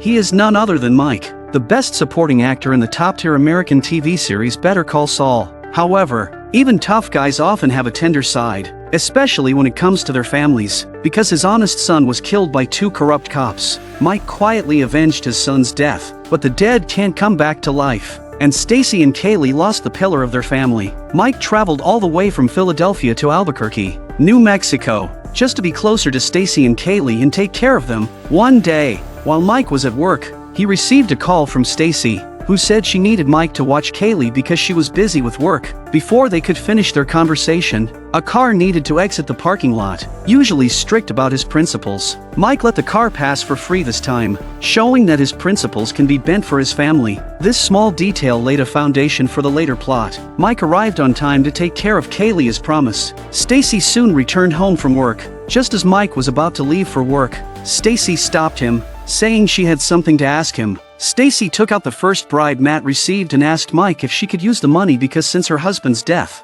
she and her daughter had been living quite frugally. Mike said that if it would make your life better with Kaylee, then you could spend it. Stacy was relieved. She looked at her daughter and then said that the money was just a drop in the bucket. Mike, feeling guilty, understood her real intention for asking him over. Do you remember when Mike first arrived in Albuquerque? He went to the vet Caldera to help him with a gunshot wound? At that time, Caldera offered him some under-the-table jobs, but principled Mike firmly refused. But now, with just a parking lot attendant's salary, he couldn't adequately support his family. So Mike broke his principles again and went back to the pet hospital. To make it look natural, Mike even adopted a stray dog. After the dog's checkup, Mike casually asked Caldera about the under-the-table jobs. After securing a job, Mike gave the dog to Kaylee as a pet. Mike hadn't been there long before he received a new task. Mike arrived early at the designated spot for his new job as a bodyguard. For safety, the employer hired more than just Mike. Soon, a burly man arrived. Man Mountain's weight was easily double Mike's, and Mike could only look up at him. Then another man in camouflage trousers steps in and looks at them with disdain as he tells them about the operation. Sobchak asked if they had done this kind of work before and what weapons they brought. Faced with Sobchak's incessant chatter, the silent Mike didn't want to engage. Out of courtesy, Mike said he only brought a bag of bell pepper sandwiches, which was his usual food. In Breaking Bad, he also carried this when going on missions with Jesse. Hearing that Mike only brought a sandwich, Sobchak started to mock him, saying it was unprofessional to come as a bodyguard without a gun. Sobchak said he brought at least 2 guns and was worried Mike would be a burden. Soon, the employer arrived at the parking lot. The man's name is Price, and he works at a pharmaceutical company. This operation was primarily about him secretly selling stolen contraband. Price felt assured that since Caldera had highly recommended them, they must be extraordinary. The total reward for this job is $1,500, with each person getting $500 upon completion. If there are no objections, they would set off immediately. Sobchak immediately disagreed. He demanded that Mike, who didn't bring a gun, be kicked out, and he and Man Mountain would each get $750. Mike explained that he didn't need to carry a gun.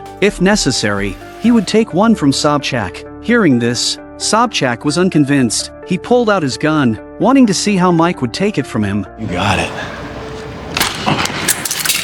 Fully armed Sobchak was KO'd by unarmed Mike in an instant. Then Mike took all the weapons from Sobchak, discovering to his surprise that Sobchak had brought 4 guns. Did he really think he was playing a video game? Mike asked Man Mountain if he needed another gun. Man Mountain, terrified, ran away, later switching careers to become a bodyguard for several ladies. Mike threw all of Sobchak's weapons into the trash and told Price that he would handle it alone and that the $1,500 wouldn't need to be split. The two arrived on time at the designated spot, but the other party was late. First-time wrongdoer Price was a bit nervous. Rehearsing the upcoming scene repeatedly, Mike advised him to talk less, have the other party pay first, and count the money before delivering the goods if everything checked out. Before long, the other party arrived in a car, and it was Nacho, Tuco's subordinate, who got out. Following Mike's instructions, Price collected the money first and started counting it. This was the first time Nacho and Mike met, though they didn't say much. They already sized each other up with their eyes. Mike asked Price if the money was all there, but Price said it was $20 short. He was ready to overlook it and proceed with the deal. Mike promptly stopped him, insisting that Nacho make up the $20, or the deal was off. You serious? You saying I intentionally shorted you? No. Mistakes happen. You're really willing to blow up this deal over $20? Are you?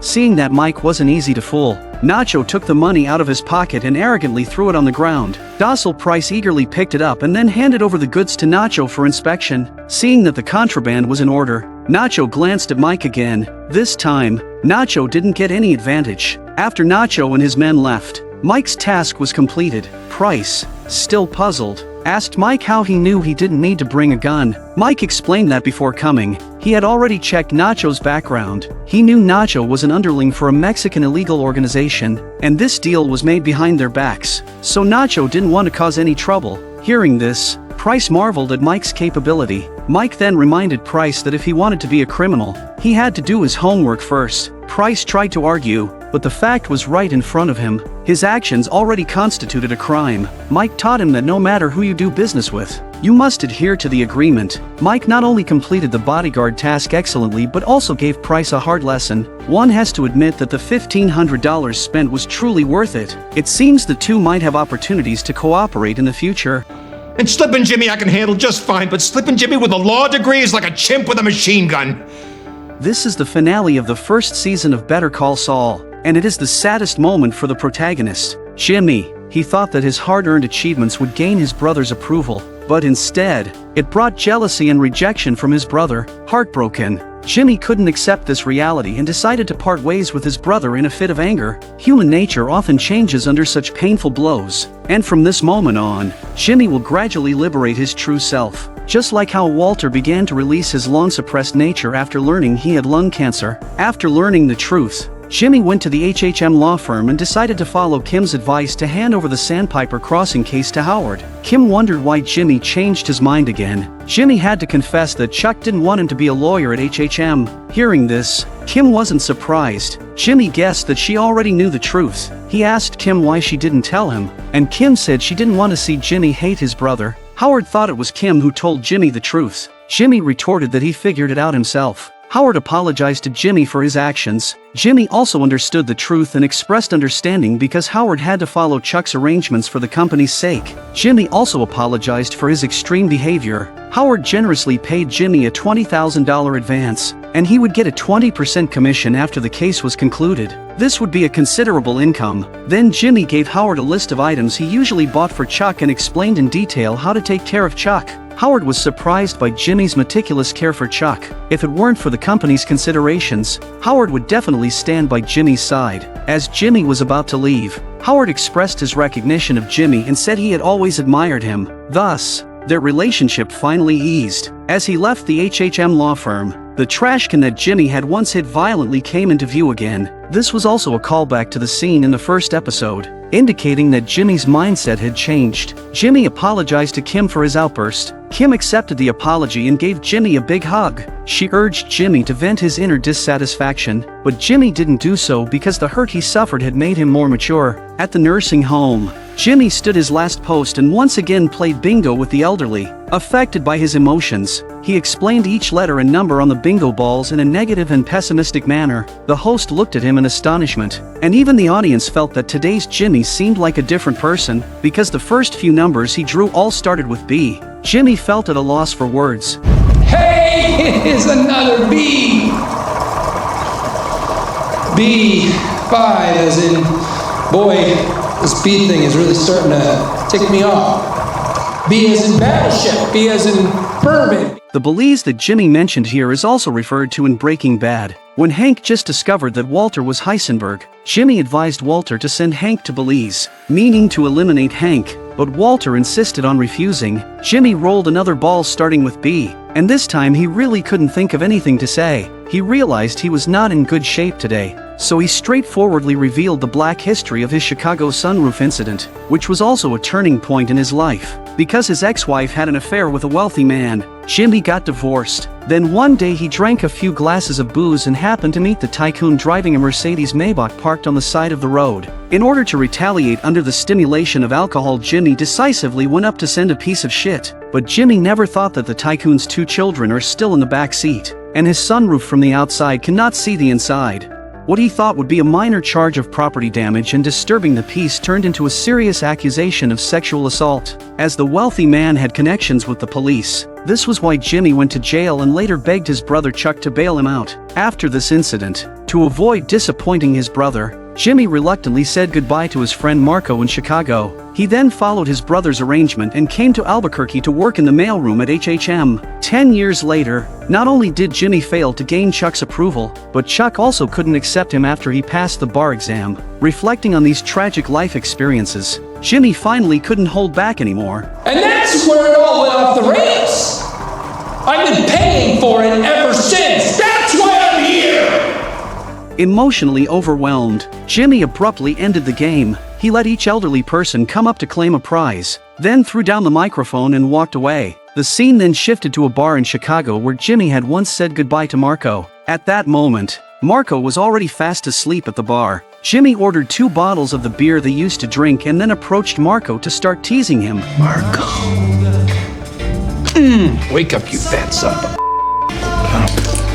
a... Seeing Slippin' Jimmy, whom he hadn't seen in 10 years, woke Marco from his sleep. The two of them shared updates about their lives. Since losing Jimmy as his best partner, Marco had found a new job. During the conversation, Marco coughed and occasionally pounded his chest with his fist. This also foreshadowed the upcoming plot. Marco asked Jimmy about the purpose of his visit, but Jimmy didn't reveal anything. After paying the bill, Jimmy casually pulled a fake coin out of his pocket and then skillfully focused on a customer who was on the phone. After asking Marco, he learned that the person was not a regular. Jimmy wanted to relive the feeling they used to have. Marco, who hadn't done this in a while, smiled knowingly and then ran to the bar to get into position. The two pretended not to know each other, and Jimmy began to pitch the fake 50-cent coin to Marco. They deliberately spoke loudly to catch the attention of the stranger. After Jimmy's spiel, The stranger indeed noticed their conversation. Jimmy hyped up the rare coin's value at $800 but said he was willing to sell it for $100 because he needed the money urgently. In the middle of the conversation,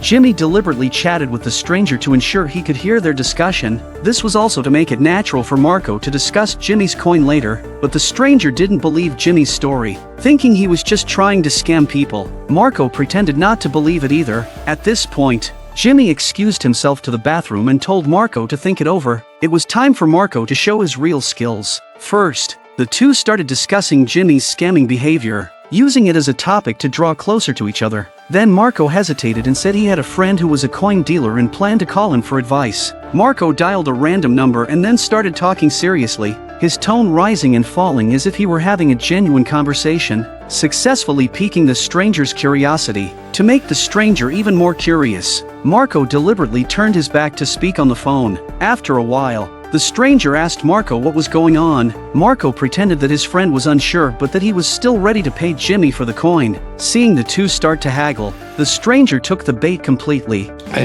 Sorry, I need 100. Hey, Slick, nobody's talking to you. Mind your own business, okay? Come on.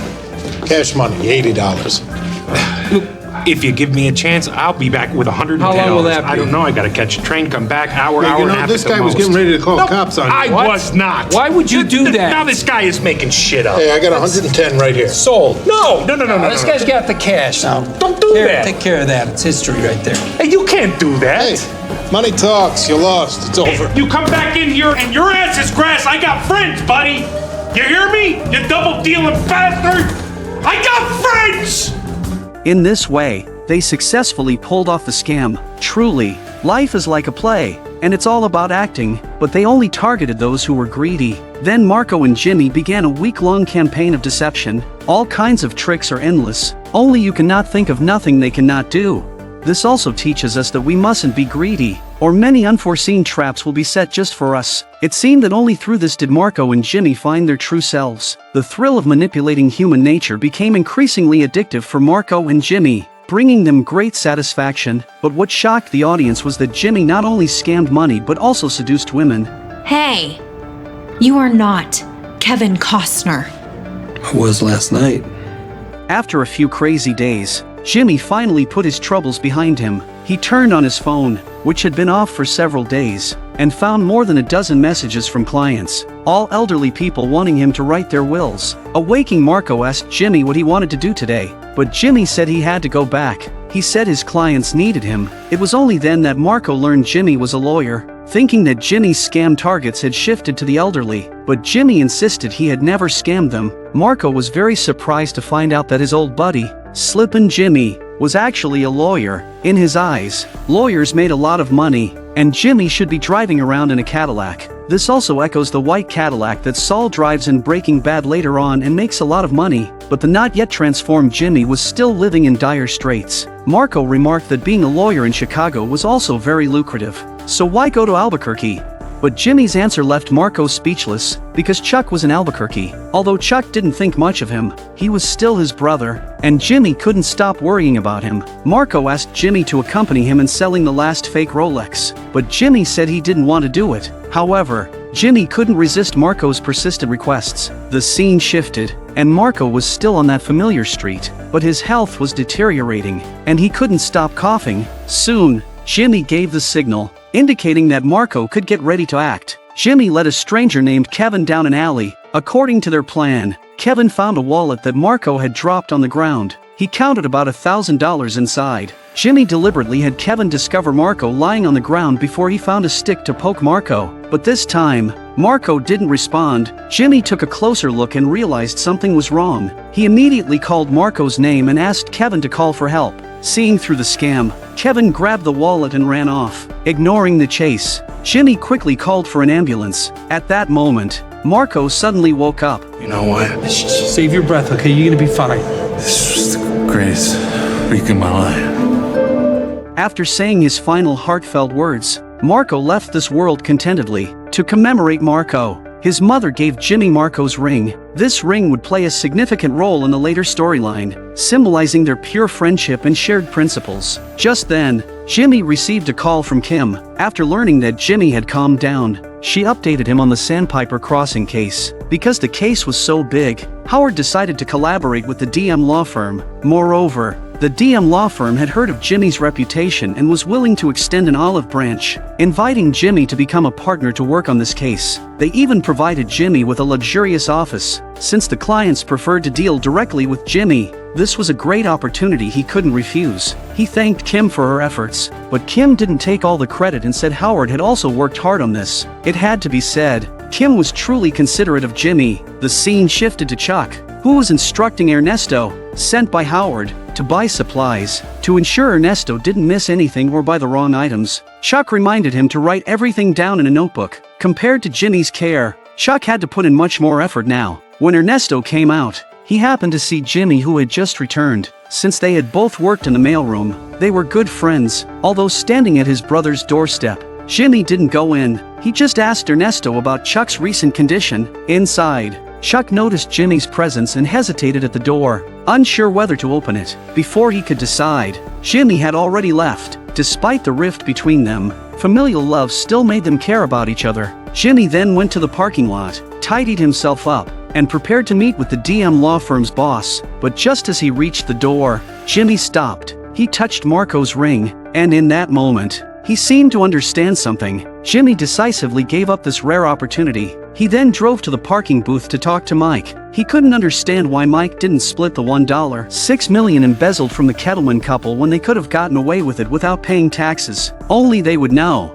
and no one else. Mike clearly remembered Jimmy's words. At that time, Jimmy thought it was the right thing to do. Now, Jimmy felt he had been foolish and swore never to do such a thing again. I know what stopped me. And you know what? It's never stopping me again. From that moment, Slip and Jimmy officially began his dark path to becoming Saul Goodman.